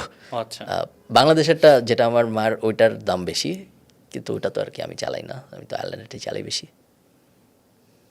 Got it sir. Sir, সামনে এআই কতটা শক্তিশালী হতে পারে বলে আপনার মনে হয়?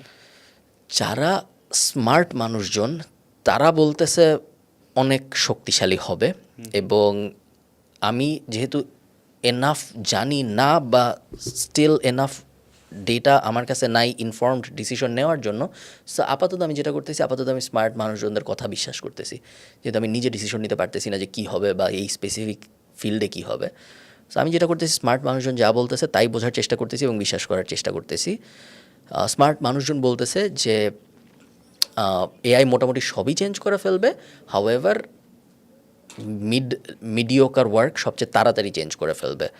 সো আমিও তাই বিশ্বাস করতেছি যে মিডিওকার ওয়ার্ক খুব তাড়াতাড়ি শেষ হয়ে যাবে, এবং মিডিওকার ওয়ার্ক যারা করে তাদের এআই রিপ্লেস করে ফেলবে খুব তাড়াতাড়ি।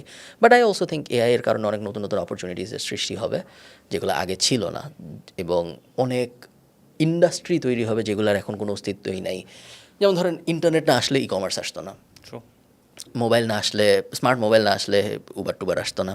সো বড় টেকনোলজি যখন আসে তখন অনেক বিপদ হয়, আবার অনেক অপরচুনিটিসের সৃষ্টি হয়। বেশিরভাগ সময় দেখা যায় অপরচুনিটি বেশি হয় বিপদের থেকে। এবং সো বলেন কিছু। ওই যে স্যার, বণিক বার্তাতে একটা রিসার্চ দেখতেছিলাম যে অপরচুনিটি বেশি ক্রিয়েট হবে যতগুলো না হচ্ছে ঝরে যাবে আর কি। হ্যাঁ, সো ইন্টারনেট ধরেন, স্মার্টফোন আসার পরে ট্যাক্সির বিজনেসে কি ক্ষতি হয়েছে? হ্যাঁ হয়েছে, হয়তো উবার আসার কারণে ট্যাক্সি বিজনেসের ক্ষতি। বাট স্মার্টফোন লাভ যত দিছে কম্পেয়ার টু ক্ষতি যত করছে, খুবই আকাশ পাতাল রেশিও, লাভই অনেক বেশি হয়েছে। ইন্টারনেটের ক্ষেত্রেও লাভই বেশি হয়েছে ক্ষতির থেকে। এআই এর ক্ষেত্রেও আই থিঙ্ক অপরচুনিটি বেশি আসবে কম্পেয়ার টু যত লস হবে মানুষের। ট্রু। এমনি স্যার, এখন যদি এমন কোন কোন বিজনেস যদি আপনি দেখেন যে বাংলাদেশে এই বিজনেস যদি হয়, আমি ইনভেস্ট করব, কি টাইপের বিজনেস যদি হয় আপনি ইনভেস্ট করবেন বাংলাদেশে? এনিথিং যেখানে, সো হেলথ অ্যাঙ্গেলের বেশিরভাগ কিছুতেই আমার আগ্রহ থাকবে। সো হেলথ এবং লংজিভিটির রিলেটেড যে কোনো কিছু, সো হইতে পারে হেলথ, মানে ব্রডলি হেলথ। সো মনে করেন চুল পড়ার রেমেডি থেকে শুরু করে আরও 10 বছর কীভাবে এক্সট্রা বাঁচা যায় থেকে শুরু করে ওল্ড কেয়ার সাপোর্ট থেকে শুরু করে, সো হেলথের ব্রড স্পেকট্রামের ভিতরে যা কিছু পড়বে সব কিছুতেই আমার আগ্রহ থাকবে।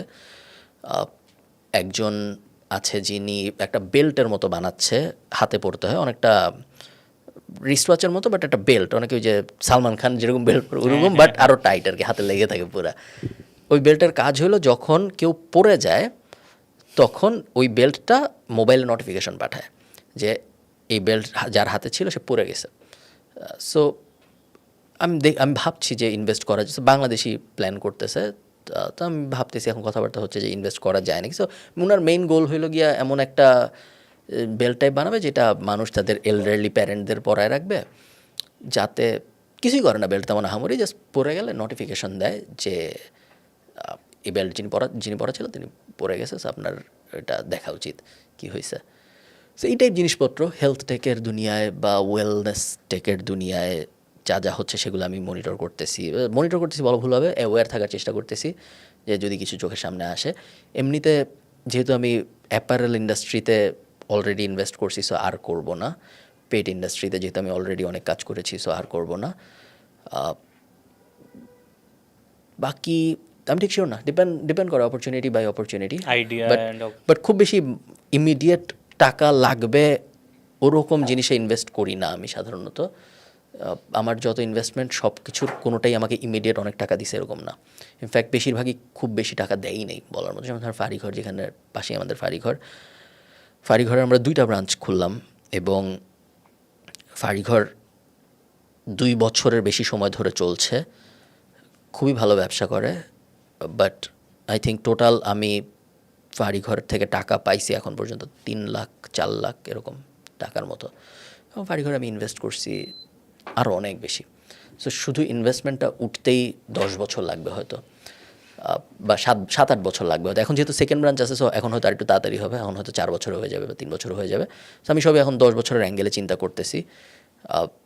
এখন যেরকম মোটামুটি যাদের কুকুর আছে তারা জানে একটা সময় আসবে যখন বাংলাদেশে কেউ কুকুর বিড়াল রাখতে চাবে, তখন তারা কোনো কম্প্যারিজনই থাকবে না যে ফাঁড়িঘরে রাখবো নাকি অন্য কোথাও রাখবো, বিকজ আমরা অ্যাটলিস্ট 10 জায়গায় হয়তো 10টা প্রাইম লোকেশনে 10টা ফাঁড়িঘর দিয়ে বসে থাকবো ততদিনে।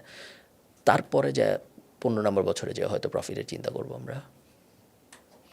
কিন্তু স্যার এইটা তো হচ্ছে আপনি সেদিন আইমান ভাইয়ের সাথে বলতেছিলেন যে আপনার অ্যাঙ্গেলটা হচ্ছে যে আপনি প্রথম মাস থেকে বা প্রফিট করা শুরু করা আসলে। হ্যাঁ, ইটস প্রফিটেবল, লস না ওটা। সো আইমানরা যেটা করতেছে বা স্টার্ট আপ মডেল যেটা, ওরা গ্রোথের পিছনে বার্ন করতেছে এবং পরে প্রফিট করবে এই অ্যাঙ্গেলে চলতেছে। ওকে, আমি যেটা করি সেটা হলো, আমি যেহেতু ইনভেস্টর নেই না কোনো বিজনেসে, সো আমার যেটা হয় সেটা হলো গিয়ে আমি ফার্স্টে আমি ইনভেস্ট করে বিজনেস দাঁড় করাই এবং তারপরে বিজনেস সেলফ সাস্টেইনিং হইতে হয়। আমাকে টাকা দিতে হবে জরুরি না, বাট আমার যেন টাকা দেওয়া না লাগে। সো এখন যেটা হচ্ছে সেটা হলো ফাঁড়িঘর অ্যাজ অ্যান এক্সাম্পল, বাট সব কটার জন্য সত্য, ম্যাট কফির সবার জন্য সত্য এটা। আমার ইনিশিয়াল ক্যাশ ইনজেক্ট, ধরেন এই স্টুডিওতে ইনিশিয়ালি ইনভেস্ট করছি আমি। সো ইনভেস্ট করছি ধরেন 20 লাখ টাকা। বাই দ্য ওয়ে বলে রাখি, আপনার যদি কোনো পডকাস্ট মার্কেটিং যে কোনো শুট করতে চান, passive journal studio welcome. Yes. Gulshan 1-এ সবচেয়ে সুন্দর লোকেশনে ওয়েলকাম। ইয়েস, সো ধরেন এই স্টুডিও বানাতে আমরা ইনভেস্ট করছি 20 লাখ টাকা, 25 লাখ টাকা এরকমভাবে ফিক্সড, অ্যান্ড দেন রেন্ট হাবিজাবি মিলায়, ইলেকট্রিসিটি বিল টিল মিলায় ধরেন 30-35, মাঝখানে মুভও করতে হয়েছে স্টুডিও, সবগুলো ধরে নেন 30 লাখ টাকার একটা ইনভেস্টমেন্ট। এখন প্ল্যানটা হইলো আর যেন কখনো ইনভেস্টমেন্ট করা না লাগে, এই 30 লাখ টাকা আস্তে আস্তে আসুক, কোনো সমস্যা নেই। 30 লাখ টাকা যদি 5 বছরে আসে কোনো সমস্যা নেই, 7 বছরে আসে তাতেও কোনো সমস্যা নেই, বাট আস্তে আস্তে আসুক, এবং এই 7 বছরের মধ্যে কখনো যেন আবার ক্যাশ ইনজেক্ট করা না লাগে। এটা হইলো গিয়ে আইডিয়াল সিনারিও হবে, এবং তা যদি হয় তাহলেই আমি হ্যাপি। 7 বছর পরে যা লাভ হওয়া শুরু হোক, কোনো সমস্যা নাই। তাড়াতাড়ি হইলে মানে মাইন্ড করবে এরকম না, বাট আমার তাড়াতাড়ি হওয়ার কোনো তাড়াহুড়া নাই। অলসো দ্যাটস অ্যাঙ্গেল যে আপনি নিজেও আপনার স্টুডিও লাগে আপনার নিজের কাজের জন্য, সো ওগুলোও সেভ হচ্ছে, যে রেন্ট আপনাকে বাইরে দিতে হতো বা ইয়ে করতে হতো আর কি। স্যার লাইফের সবচেয়ে স্ট্রেস মোমেন্ট বা টাফ পিরিয়ড কোনটা গেছে আপনার? আমি আসলে বেশ ফরচুনেট, লাকি যে আমার ওরকম টাফ মোমেন্ট খুব একটা যায় নাই জীবনে। আয়ারল্যান্ডে প্রথম যাওয়ার সময়? না, আয়ারল্যান্ডে প্রথম যাওয়ার সময় আমার তেমন কোনো কষ্টই হয়নি। আমি আয়ারল্যান্ড বলে যে একটা দেশি ছিল এটাই আমি জানতাম না হয়তো অতভাবে। আমি তখন দেখতেছিলাম ডিজিটাল মার্কেটিং মাস্টার্স কুই হয়, তারপরে আমি দেখছি যে হ্যাঁ আয়ারল্যান্ড নামে একটা দেশ আছে যেখানে মানে ক্রিকেট খেলতে দেখতাম, বাট আয়ারল্যান্ডে যাবো আয়ারল্যান্ড কখনো রেডারে থাকে না কারো যে এই দেশে আমি পড়তে যাবো, এখন হয়তো একটু একটু আসছে। সো আমি ব্যাচেলর করতে করতে মাস্টার্সের জন্য অ্যাপ্লাই করছি ডিজিটাল মার্কেটিংয়ে, তখন আয়ারল্যান্ডই বেস্ট ছিল, ট্রিনিটি। সো আমি ইউনিভার্সিটি অফ ডাবলিন ট্রিনিটিতে চলে গেলাম, যেতে তো কোনো সমস্যা হয়নি। ডিএইচএলে সব জিনিসপত্র যে কঠিন হয় ওটা অনেকে জানে পুরো জিনিস বুঝার পরে, বাট আমি বুঝার আগে যেহেতু করে ফেলছি কঠিন যে হয় ওটা আমি বুঝিই নেই। আমি যে ডিএইচএল দিয়ে সব কিছু পাঠায়ও দিছি, সব কিছু চলেও আসছে সব, তারপর আমি চলেও গেছি আয়ারল্যান্ডে, কোনো কিছুতে তেমন কোনো সমস্যা হয় নাই। আয়ারল্যান্ডের জীবনও আমার বেশ ভালোই গিয়েছে। আমার অ্যাকচুয়ালি খুব বড় স্ট্রাগল নাই জীবনে, এটা একটু ফরচুনেট, অনেক ফরচুনেট আলহামদুলিল্লাহ, বাট একই সাথে বাজে কন্টেন্ট আর কি। যে একটা খুবই ধরেন কিছু ছিল না, সব শেষ হয়ে গেছিলো, তারপরে আবার সব হয়েছে, ওরকম হইলে কন্টেন্ট হিসেবে জিনিসটা জমে। বাট আমার মনে হয় এটাও অনেক ভালো যে পজিটিভ ইম্প্যাক্ট ফেলবে। হ্যাঁ, এমন না যে আপনার সব কিছু শেষ হয়ে সব কিছু হইতে হবে ওটাই। আপনি যদি স্মার্ট থাকেন তাহলে আপনার শেষ হবে না কিছুই, আপনার শুরুর থেকেই সব ভালো থাকবে এবং হয়তো সবসময় সব ভালোই থাকবে। স্যার এখন আসলে আপনার ফিউচার প্ল্যানটা আমরা একটু জানি, বাট আমরা একটু জানতে চাই যে গার্ডেনিং ফার্মিংয়ে যাচ্ছেন। ও হ্যাঁ, না আমার পার্সোনাল প্ল্যান হলো গিয়ে আমি পুরাপুরি অফশোর লিভিং টাইপ একটা লাইফে চলে যাব, যেখানে আমার বড় ফার্ম থাকবে, যেখানে অনেক অ্যানিমালস থাকবে, গরু ঘোড়া ছাগল কুকুর বিড়াল হাবিজাবি যা পাই সব থাকবে। খুবই সিটি থেকে একটু দূরে থাকবো আমি, এবং বছরে 3 বার বাংলাদেশে আসব, বাকি 9 মাস হয়তো আমি ওই সিটি থেকে দূরের ওই আমার ফার্মের ভিতরে থাকবো, এটা হলো আমার প্ল্যান। সো 5-10 বছর হয়তো লাগবে এই পুরো জিনিস করতে। মাত্রই যেহেতু একটা বাসা কিনছি, সো এখন ইমিডিয়েটলি আবার মুভ করাটা লজিক্যাল হবে না। প্লাস আই থিঙ্ক আরও 5-10 বছর লাগবে আমার সব কিছু গুছাইতে। আমরা ফর্চুনেটলি যেই কাজকর্ম করি, লোকেশন খুব একটা ম্যাটার করে না। সো লোকেশন যেহেতু খুব একটা ম্যাটার করে না, সো কোনো কারণ নেই শহরের মধ্যে বসে থাকার আমার। আমি ফিল করি যেহেতু আমি শহরের মধ্যে বসে থাকা আমি অত এনজয় করি এরকমও না। সো হ্যাঁ, এটা আপাতত প্ল্যান, দেখা যাক কী হয়। এই মাইন্ডসেটটা স্যার কেমনে গ্রো হয়েছে? মানে আমি যতটুকু আপনাকে চিনি, আপনি প্রচুর মানুষ মানুষ না থেকে থাকা একটা মানুষ, যে আমার ওকে আমার এত মানুষ লাগবে না, আমি একা একা নিজের সাথে থাকতে পারবো, এই কনফিডেন্সটা কীভাবে আসে? আমার মানুষ খুব একটা ভালো লাগে না। আমার মানুষজন আশপাশে থাকলে আমার বেশ বেশ ইয়ে লাগে, যে মনে হয় মানুষ না থাকলেই ভালো হতো আশপাশে। এবং কেউ যখন থাকে না তখন আমার খুব ভালো লাগে, আশপাশে যখন কেউ থাকে না। মানে আমি জানি আছে, বাট আশপাশে নাই। যে ধরেন লাগলে কথাবার্তা বলা যাবে, লাগলে পাওয়া যাবে, বা তার যদি লাগে তাহলে আমাকে পাওয়া যাবে, বাট আশপাশে নাই, আমি একা একা নিজের মতো আছি। ওই ওই টাইপটা আমার বেশি ভাল লাগে। এবং কীভাবে আসছে আমি ঠিক জানি না। তো আমি ছোটোবেলা থেকে মনে করি একা একাই থাকি, সো ওটা হতে পারে, বাট আমি ঠিক জানি না এটা অ্যাকচুয়ালি কীভাবে হয়েছে। আমি সবচেয়ে ভালো ফাংশন করি, সবচেয়ে ভালো চিন্তা করতে পারি, সবচেয়ে ভালো কাজকর্ম করতে পারি যখন কেউ থাকে না আশপাশে। সো এই কারণে আমি কোওয়ার্কিং স্পেসে যাই না। বা আমি ধরেন অনেকে নর্থ এন্ডে বসে অনেকে কাজকর্ম করে, আমি ওরকম করি না। আমি যখন মিটিং টিটিং করি তখন আমি সবাইকে বাইর করে দিয়ে মিটিং করি। আমি চেষ্টা করি আশপাশে মানুষ না রাখতে, মানে ওটা জাস্ট আমার টাইপ অফ ওয়ার্ক, ওইভাবে কোনো একটা কারণে আমি ফাংশন বেশি করি। বাট মানুষ যখন আমাকে দেখে তখন কারোর এরকম মনে হবে না, কারণ এমন না যে আমি ইন্ট্রোভার্ট বা লজ্জা পায় শেষ হয়ে যাচ্ছে, ওরকম না। প্রচণ্ড ওয়েলকামিং, এটা আমি বলতেছিলাম যে আমার কয়েকটা মানুষের মনে হয়েছে, একটা আইমান ভাই, একটা আপনি, এদের সাথে এসআরকের একটা মিল আছে স্যার। আপনারা মানুষকে এত বেশি ওয়েলকামিং করেন এবং এত বেশি স্পেশাল ফিল করান, যেটা ধরেন আপনার সাথে যদি আইমান ভাইয়ের সাথে আমার 1 বছর পর দেখা হয়েছে, আমি কি এক্সপেক্টও করি না উনি আমার নাম মনে রাখবে। হ্যাঁ, ওনার সাথে আমি পডকাস্ট করছি, এই সেই করছি, বাট হু কেয়ার্স, ওনার তো অনেক পডকাস্টই হয়। উনি আমাকে এমন একটা দেয়, কিরে তোর বইয়ের ব্যবসা কেমন চলে? আমি ঠিক আছে, আমি বইয়ের ব্যবসা করি না, বাট দ্যাট গাই মনে রাখছে আমাকে যে ওকে আমি বই রিলেটেড কিছু একটা করি। সো আমার না আজীবন মনে থাকবে যে আচ্ছা এই মানুষটা আমাকে মনে রাখছে বা এই হয়েছে। আপনিও স্যার, আপনি দেখা হলে এতভাবে ওয়েলকামিং করেন, যেটা অনেকের ক্ষেত্রে হয় না, অনেকে করতে পারে না। সো এটা কিভাবে আসে, বা এটা কি বাই নেচার মনে হয়? আয়মান তো স্মার্ট মানুষ, আমার মনে হয় প্ল্যান করে করে। আমি আমি যেটা করি সেটা হলো না, নর্মালি আসে। এবং আমার খুব কম, অনেক মানুষের সাথে ইন্টারাকশন হয় না। সো আয়মানের তো আসলে অনেক মানুষের সাথে কথাবার্তা হয়। ধরুন প্রতি সপ্তাহে মনে পডকাস্টই করে 10 জায়গায় গেস্ট, বাট আমি তো খুব কম সময় খুব কম মানুষের সাথেই মিশি এবং খুব কম মানুষের সাথেই আমার কথা হয় রেগুলারলি। সো আমার জন্য কে কী করতেছে, যে মুবাশিরের আজকে পরীক্ষা ছিল, আমাকে তো ভুলে যাওয়ার কথা না আমার। তৌফিকের গতকালকে না কয়েকজন পরীক্ষা ছিল, এগুলো আমার আমি এক সময় 200 জনের সাথে কথা বলতেছি না। সো আমার এটা মনে রাখাটা খুব একটা কষ্টকর হয় না আমার জন্য। মোটামুটি মনে থাকে যে কে কী করতেছে না করতেছে। ওয়েলকামিং ব্যাপারটা ঠিক জাস্ট এক একজন এক একভাবে কাজ করে। সো আমার জাস্ট এটা নেচারই এরকম। সো আমি সবসময় সবার সাথে এইভাবেই কথা বলি।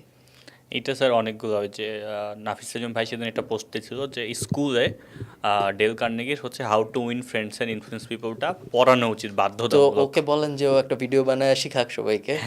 তো ভিডিও বানায় ও সবাইকে না বলে যে স্কুলে এটা করানো উচিত, কলেজে এটা করানো উচিত, ইউনিভার্সিটিতে এটা করানো উচিত বলে কোনো লাভ নেই। স্কুল কলেজ ইউনিভার্সিটি কিছুই করে না। সো নাফিস যদি এটা স্ট্রংলি ফিল করে যে হ্যাঁ, মানুষ যদি how to win friends and influence people জানে, তাহলে তার লাভ হবে। Nafis has a big enough audience, যেখানে ওর উচিত ওটা আবার পড়া, তারপর লেখা, তারপর ওটা নিয়ে ভিডিও বানায়, সবাইকে ওটা বোঝানো। ওই যে এগেইন সেম পয়েন্ট ফার্স্টের, যে কন্টেন্ট ক্রিয়েটররা বই নিয়ে কন্টেন্ট বলে কোনো লাভ নেই। যেটা আমি দেখছি যে বলে কিছু হয় না। আমিও অনেক বলি যে সরকারের হ্যান করা উচিত, ত্যান করে, আমি রেগুলারলি বলি বিভিন্ন সময়। বাট একই সাথে আমি এটাও জানি যে বলে আসলে কিছু হয় না। সো নিজেরই করতে হবে যা করার। ট্রু। স্যার আপনি এখন লাইফটাকে আসলে কীভাবে দেখেন? আপনি একটু স্লো মুডে গেছেন? ওকে, আমি একটু স্লো মোডে চলে গেছি, উইচ ইজ নট গুড। আমার হাঙ্গার অনেক কমে গেছে, জানার আগ্রহ, নতুন অনেক কিছু হয় যেগুলোর ব্যাপারে আমি জানি না। অনেকে অনেক কিছু ইউজ করে। আমি 2018-তে যত অ্যাক্টিভলি কষ্ট করার চেষ্টা করতাম, ক্লায়েন্ট পাওয়ার চেষ্টা করতাম, কাজ পাওয়ার চেষ্টা করতাম, এখন ওই হিসাবে কিছুই আমি করি না। এখন আমি জাস্ট বেয়ার মিনিমাম করি। হতে পারে নেটওয়ার্থ বাড়ছে দেখে আর ইচ্ছা করে না বা দরকার মনে হয় না, এটা একটা কারণ হইতে পারে।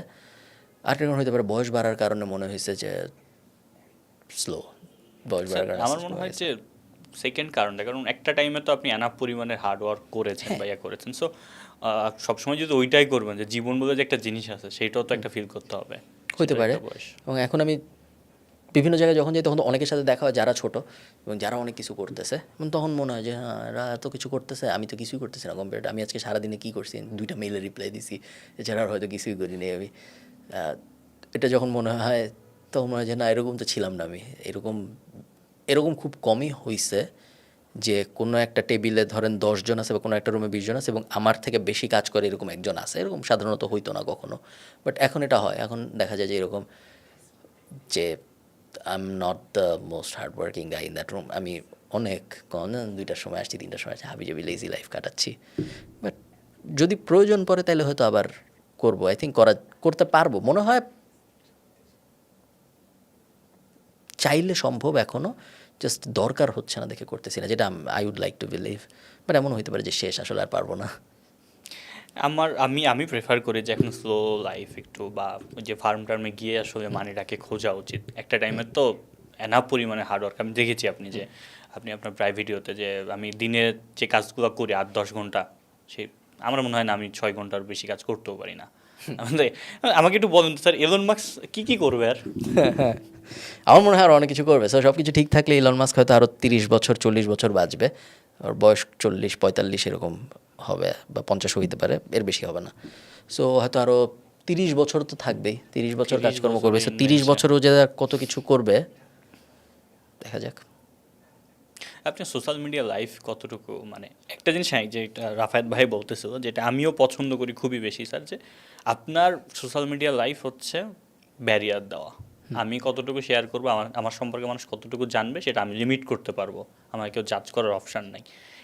এইটা এমনি তো বলেন যে সোশ্যাল মিডিয়া আপনি কতটুকু ইউজ করেন বা কতটুকু থাকেন আসলে এমনিতে সোশ্যাল মিডিয়া? এখন ঢাকায় আসছি, এখন অনেক থাকছি। ওকে। সাধারণত অত থাকি না। এবং আমি সোশ্যাল মিডিয়ায় মেইনলি ভিডিও আপলোড করি, এবং সোশ্যাল মিডিয়ায় আমি এমন কিছু আপলোড খুব কম করি যেটার থেকে ধরেন পার্সোনাল লাইফ বা কাজ রেলেভেন্ট না এরকম জিনিসপত্র, আদার দেন বিড়ালের ছবি বিড়াল, গাছ, বা বাগান, এগুলো, এগুলো বই টই, এগুলো এগুলো তো এক্সেপশন। আলাদা। বাট এমনিতে আমি সোশ্যাল মিডিয়া ধরেন আমার মনে হলো যে আজকে আমার মন খারাপ, এরকম কখনোই হবে না যে আমি যা ফেসবুকে স্ট্যাটাস দিব আজকে আমার মন খারাপ। বা আরেকজনের সাথে আমার এই যে ধরেন একজনের সাথে, একটা বন্ধুর সাথে আমি বসে আছি, তো আমার কখনোই মনে হবে না যে বন্ধু আর আমি বসে আছি তার ছবি তুলে পোস্ট দিই, এরকম আমার কখনোই মনে হয় না। এই মাইন্ডসেটগুলো নাকি স্ট্রং, কীভাবে মানে ডেভেলপ করছেন কীভাবে? সোশ্যাল মিডিয়া আমাকে অত অ্যাট্রাক্ট করে না আসলে। আর আফটার এত ফলোয়ার এখন আসলে কোনো কিছু মিন করে না। সো এখন জিনিসটা এমন হয়ে গেছে যে ধরেন আমি গরুর ছবি আপলোড দিলেও অনেক মানুষ দেখবে, আবার আমি আমার ছবি আপলোড দিলেও অনেক মানুষ দেখবে। সো নাম্বারগুলার মিনিং আসলে নাই এখন আর। খালিদ ফারহান ভাই, এখন এন্টারটেনমেন্ট কী জায়গা থেকে নেওয়া হয় বা কী করা হয়? গেম খেলা হয় অনেক। সো অনেক প্লে স্টেশন, অনেক র্যান্ডম ইউটিউব ভিডিও, অনেক প্লে স্টেশন, অনেক ইউটিউব ভিডিও, মাঝে মধ্যে বই, আ লট অফ হাবিজাবি টিভি শোজ, এবং ঘোরাঘুরি। গাছ কেমন আছে ভাই বাসায় এখন? এই মুহূর্তে নতুন এখন বাসায়? এই মুহূর্তে খুব গাছ আছে, অনেক গাছ আছে বাসায়, বাট বেশিরভাগই এখন ইনডোর প্ল্যান্ট। কারণ এখন যেহেতু আমাদের উইন্টার শুরু হয়েছে, সো এখন বাইরে কোনো গাছ বাঁচবে না। এবং অনেক গাছ আছে যেগুলো এক ফলনে মরে যায়, যেমন ধরেন Okay. টমেটো একবার ফলন দিয়ে মরে যায়, শসা একবার ফলন দিয়ে মরে যায়। কিছু গাছ আছে যারা প্রত্যেক বছরই হয়, বাট মাঝখানে একসময় হয় না। যেমন ধরেন মরিচ হবে পুরো সামার জুড়ে, তারপর সামার যখন শেষ হবে তারপর আর হবে না অনেক দিন, তারপর আবার সামার আসলে হবে। সো এরকম অনেক গাছ আছে যেগুলা গাছ আছে বাট গাছে কিছু নাই, এরকম অনেক গাছ আছে এখন। Okay. দেখানোর মতো না আর কি, পাতা আছে শুধু গাছে এখন, এরকম অনেক গাছ আছে। এই আমি জানি না এটা আপনার হয় কিনা, আপনি গাছের সাথে বুঝতে পারেন যে এই গাছ এখন অপুষ্টিতে ভুগতেছে, এর একটু কিছু পত্র লাগবে, মানে একদম ছোট এই মাইক্রো যে লেভেলে এটা বুঝতে দেখলে পারেন? তো বোঝা যায় যে ও তো এটা পড়ে কিছু একটা গেছে। কিছু একটা সমস্যা আছে ওর, এটা তো বোঝা যায়, এরকম হলেও বুঝতে পারি। বাট না, আমিও বাগান টাগানের নতুন, so আমি অনেক কিছু বুঝি এরকম না। আমি হাজার হাজার ভিডিও দেখছি এই গার্ডেনিং নিয়ে, বইও পড়ছি আমি অনেক কিনে টিনে, Okay. এবং এই যে গার্ডেনিং বিষয়ক অনেক ইনফ্লুয়েন্সারের সাথে কথাবার্তা বলছি, তাদের সাপোর্ট করার জন্য আবার তাদের বই কিনছি, যেমন ধরেন হিউ রিচার্ডস, হাবিজাবি অনেকে আছে। গত বছর আমি যত গার্ডেনিং নিয়ে জানতাম, এখন আমি তার থেকে অনেক বেশি জানি, এবং আগামী আর 2 বছর সময় দিলে আমি ধরেন চলে আসবো একদম টপ Expert 10-20% বাগানের মানুষের মধ্যে একজন হয়ে যাবো আমি মনে হয়। এটার মজা আছে স্যার, মানে আমার রুমের গাছগুলোকে তো মাঝে মধ্যে দেখা হয়, যে আমি দেখি যে একটু কেমন কেমন হয়ে গেছে, আমি বুঝি যে ওকে হয় এটার ফার্টিলাইজার লাগবে অথবা রোদ লাগবে, আমার রুমে রোদ চাই না, সো আমি ওকে রাতের বেলায় আমি সেট করে রাখি যে সকালবেলা কোন কোন জায়গায় রোদ পড়বে, কারণ আমার রুমে পড়ে না, ইয়াতে যাইতে হয়, আপনার করিডোরে যাইতে হয়। সো তারপরের দিন দেখি যে না, ও সতেজ হয়ে গেছে, তখন মজা লাগে, আচ্ছা তোমার এটা দরকার ছিল। এবং যখন খুব খারাপ লাগে, স্ট্রেস লাগে, আমি জিজ্ঞাসা করবো আপনাকে এটা, আমি যেটা করি, আমি গাছের সব ফোন টোন সব বন্ধ করে দিয়ে ল্যাপটপে একটা কিছু একটা ছেড়ে দিয়ে আমি just গাছের পরিচর্যা করা শুরু করি। আচ্ছা ওর কী লাগবে, ওর কী অবস্থা না অবস্থা, বাট আমার খারাপ লাগে স্যার, আমি অনেকগুলো গাছ মারছি, এখনও মরতেছে, আমি বুঝে উঠতে পারি না ওর কী লাগবে। আমি স্পাইডার প্লান্ট 5টা কিনছি স্যার, লাস্টটাও মারা গেছে। স্পাইডার প্ল্যান্ট সাধারণত মরে না, সো আমি বুঝি না আমার কাছে কেন আসলে 5বার মারা গেছে, বুঝি না আসলে কেন মারা গেছে, আসলে কিভাবে কি যাই স্যার। স্যার আপনি স্ট্রেস ম্যানেজ করেন কিভাবে, বা কখন স্ট্রেসে পড়েন ওইভাবে?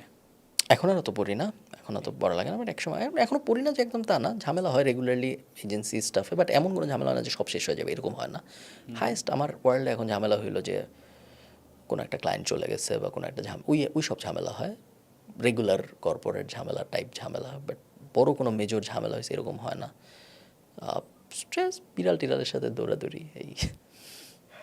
মানে হ্যাঁ, প্রত্যেকটা মানুষই বিলিয়নিয়ার বলেন বা ইন্ডিয়ান ওই যে বা সবাই ফেরত যাচ্ছে নেচারের কাছে, হ্যাঁ, লাইফ লিড করার জন্য বা লাইফটাকে বড় করে দেখার জন্য, সব কিছুই করার জন্য। ইভেন একজন তো আমাদের হচ্ছে বলিউডের একজন ইয়ে আছে, অ্যাক্টর আছে, নাম ভুলে গেছি, টাইগার শ্রফের বাবা সম্ভবত, উনি গলা একটা গাছ নিয়েই ঘুরে, ওই স্পাইডার প্ল্যান্ট আর কি।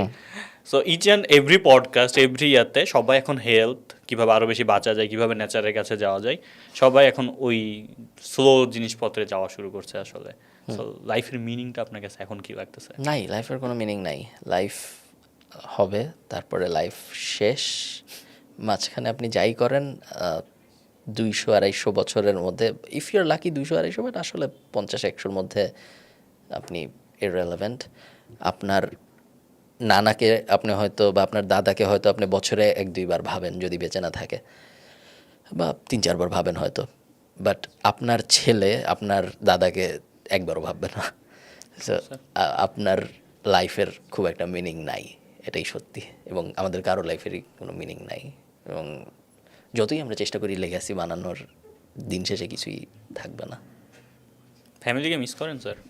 অত না, আমার সাথে অনেক দেখা হয়, আমিও অনেক আসি, আমার প্যারেন্টসও অনেক যায়, সো অত মিস হয় না। বছরে 12 মাসের মধ্যে মোটামুটি 3-4 মাস একসাথে থাকা হয়, হয় এখানে বা ওখানে একসাথে থাকা হয়। এমনি তো এখন আপনার যে স্কুল ফ্রেন্ড, কলেজ ফ্রেন্ড বা ইউনিভার্সিটি না, স্কুল বা কলেজ ফ্রেন্ড, এগুলোর সাথে যোগাযোগ আছে বা কিছু মানুষজন? যোগাযোগ আছে, বাট দেখা হয় না। কত বছর দেখা হয় না? বেশিরভাগের সাথেই অনেক দিন দেখা হয় না। ফরচুনেটলি কয়েকজন আয়ারল্যান্ডেই গেছে, ওকে। সো তাদের সাথে দেখা হয় রেগুলারলি। বাংলাদেশে যারা আছে তাদের সাথে মাঝে মধ্যে দেখা, বাট খুব কম, আমার সাথে মিলে না ওভাবে শিডিউল। আর বেশিরভাগই আসলে দেশে নাই, এবং তারা সবাই চলে গেছে ধরেন আমেরিকা, কানাডা, অস্ট্রেলিয়া এরকম জায়গায়, সো তাদের সাথে একদমই দেখা হয় না। এমন হয়ে গেছে 10 বছর দেখা হয় না, 7 বছর দেখা হয় না, এরকম অনেক হয়েছে। বাট জানি মোটামুটি কে কী করতেছে, দেখি দূরের থেকে কে কী করতেছে, সবাই মোটামুটি ভালো আছে, দেখতে ভালোই লাগে। আই থিঙ্ক ওরাও জানে আমি কী করতেছি না করতেছি, কথাবার্তা হয় কখনো লাগলে, বাট দেখা হয় খুব কম। আপনি স্কুল লাইফের একটা মজার ঘটনা শেয়ার করেন তো, যেটা এখন মনে আছে কিংবা ফিল করেন বা কিংবা মিস করেন। হ্যাঁ, হ্যাঁ, আমরা যেহেতু স্কুলে অনেক বেশি খারাপ ছিলাম, লাইক পড়াশোনায় ভালো ছিলাম, বাট খারাপ ইন দ্য সেন্স যে দুষ্টু, বেয়াদব বেয়াদব বাজে বাজে ছেলেপেলে ছিলাম। সো আমরা অনেক খারাপ জিনিসপত্র করতাম স্কুলে যেগুলো নট রেকমেন্ডেড, যেমন ধরেন, এবং এখন মনে হয় ওগুলো করা সম্ভব না। ইভেন আমি যখন কলেজে পড়ছি তখনও তো আমরা ক্লাস করতাম না, বাট এখন তো ঢাকা কলেজে সবাই ক্লাস করে। So, আমি আপনার জুনিয়র কিন্তু। হ্যাঁ, সো ঢাকা কলেজে আমি যখন ছিলাম তখন আমার ইউনিফর্ম, চুল ভাই বাটি কাট মানে এইটুক, হ্যাঁ, সো এইটুক করে রাখতে হইতো। আমরা যখন ঢাকা কলেজে ছিলাম তখন আমাদের ইউনিফর্মও ছিল না, যা ইচ্ছা পরে যাওয়া যেত। এবং এটা তো অনেক আগের কথা, মানে অনেক আগের কথা, বাট 2012-র কথা। 2012-র ঢাকা কলেজ ব্যাচ। আমি ঢাকা কলেজে যাইতাম, তারপরে ক্লাসে করতাম না কখনো, পুকুর পাড়ে বসে থেকে চলে আসতাম। এটা হলো যদি যাইতাম, বেশিরভাগ সময় তো যাইতামই না, বাট যদি যাইতাম তাহলে যে গেলে এটা হইতো।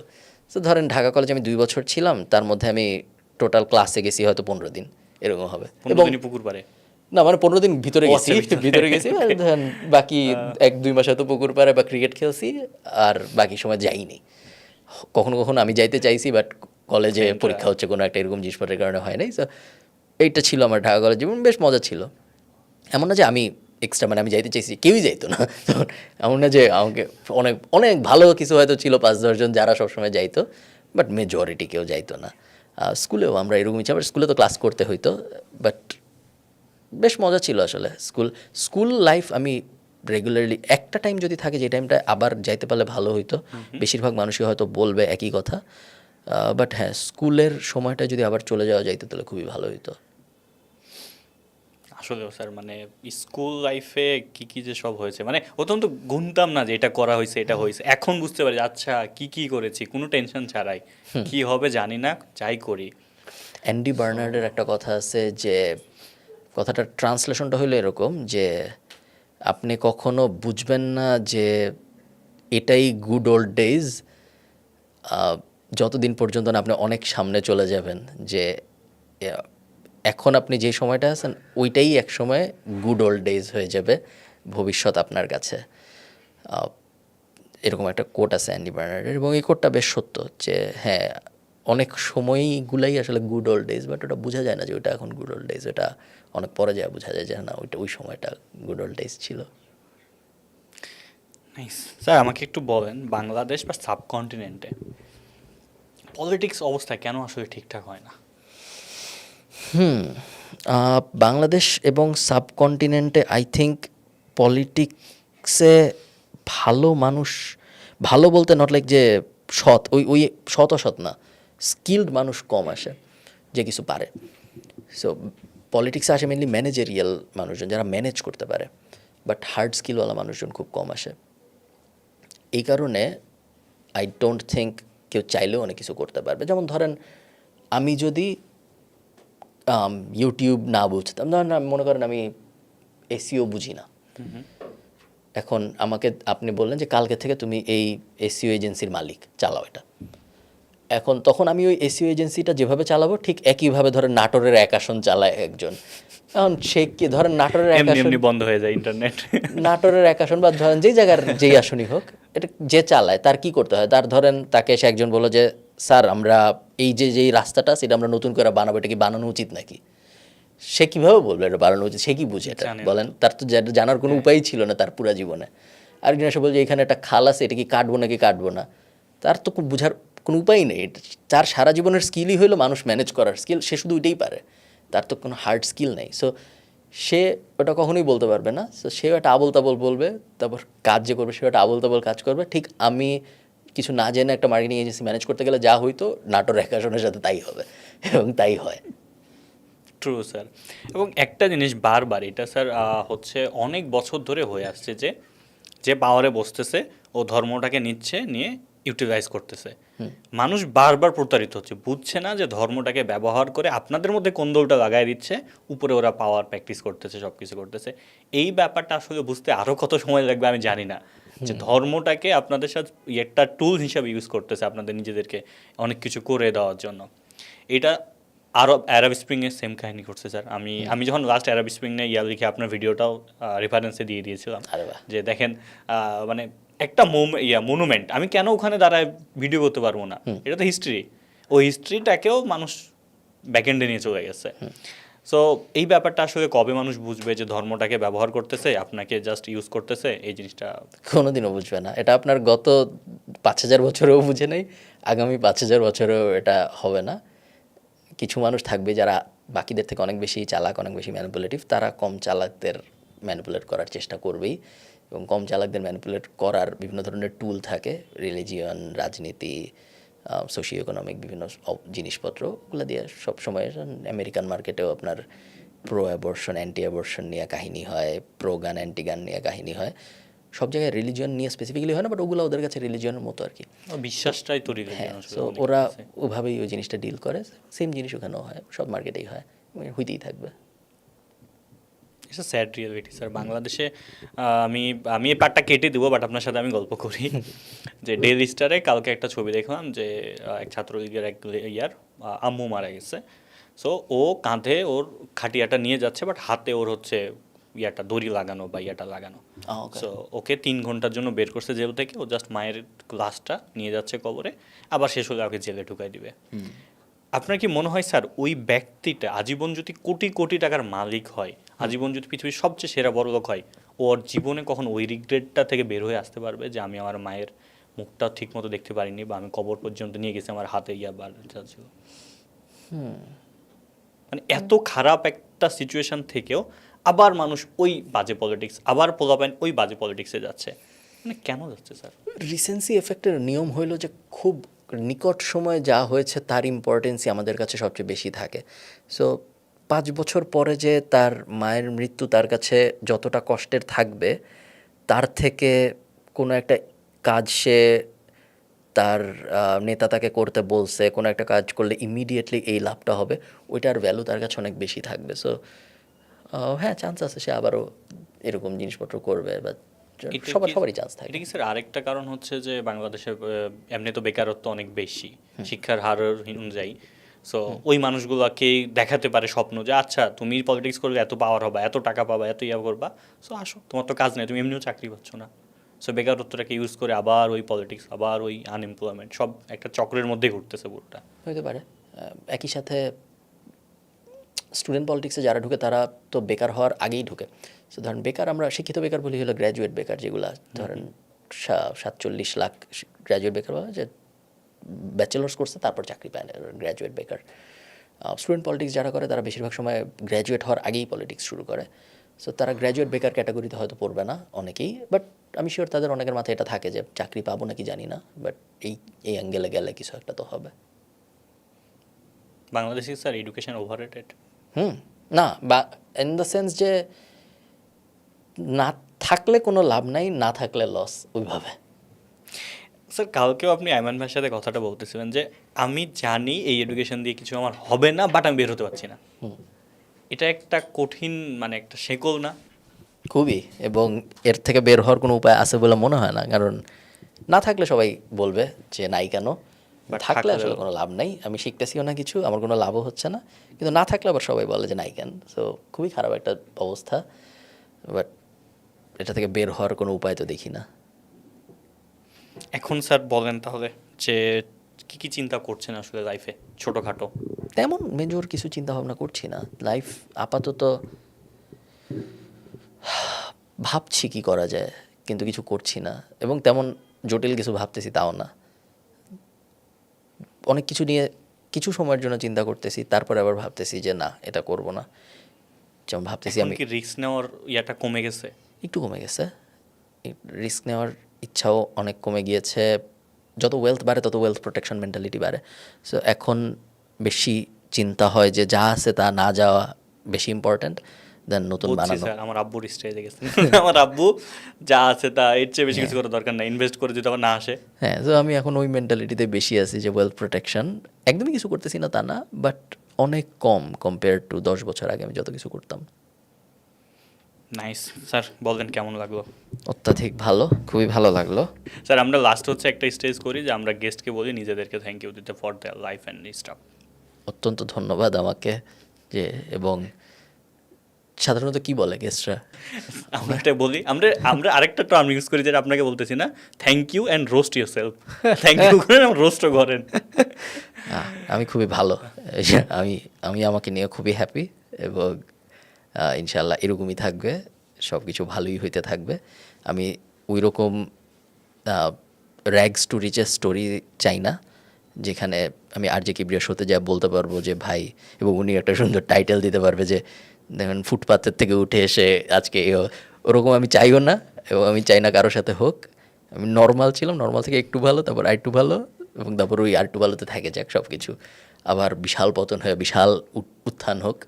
ওরকম কোনো বড় কোনো সুইং চাই না আমি আমার জীবনে। আমি চাই সব কিছু স্টেবল থাকুক আপাতত কিছুদিন।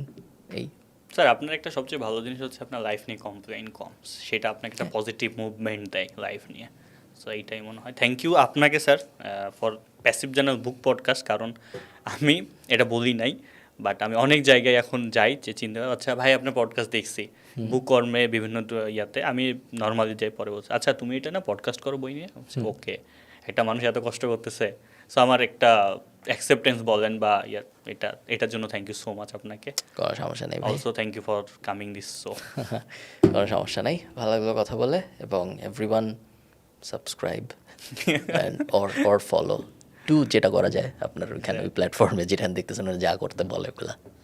থ্যাংক ইউ, ঠিক আছে, ধন্যবাদ, আল্লাহ হাফেজ। টাটা।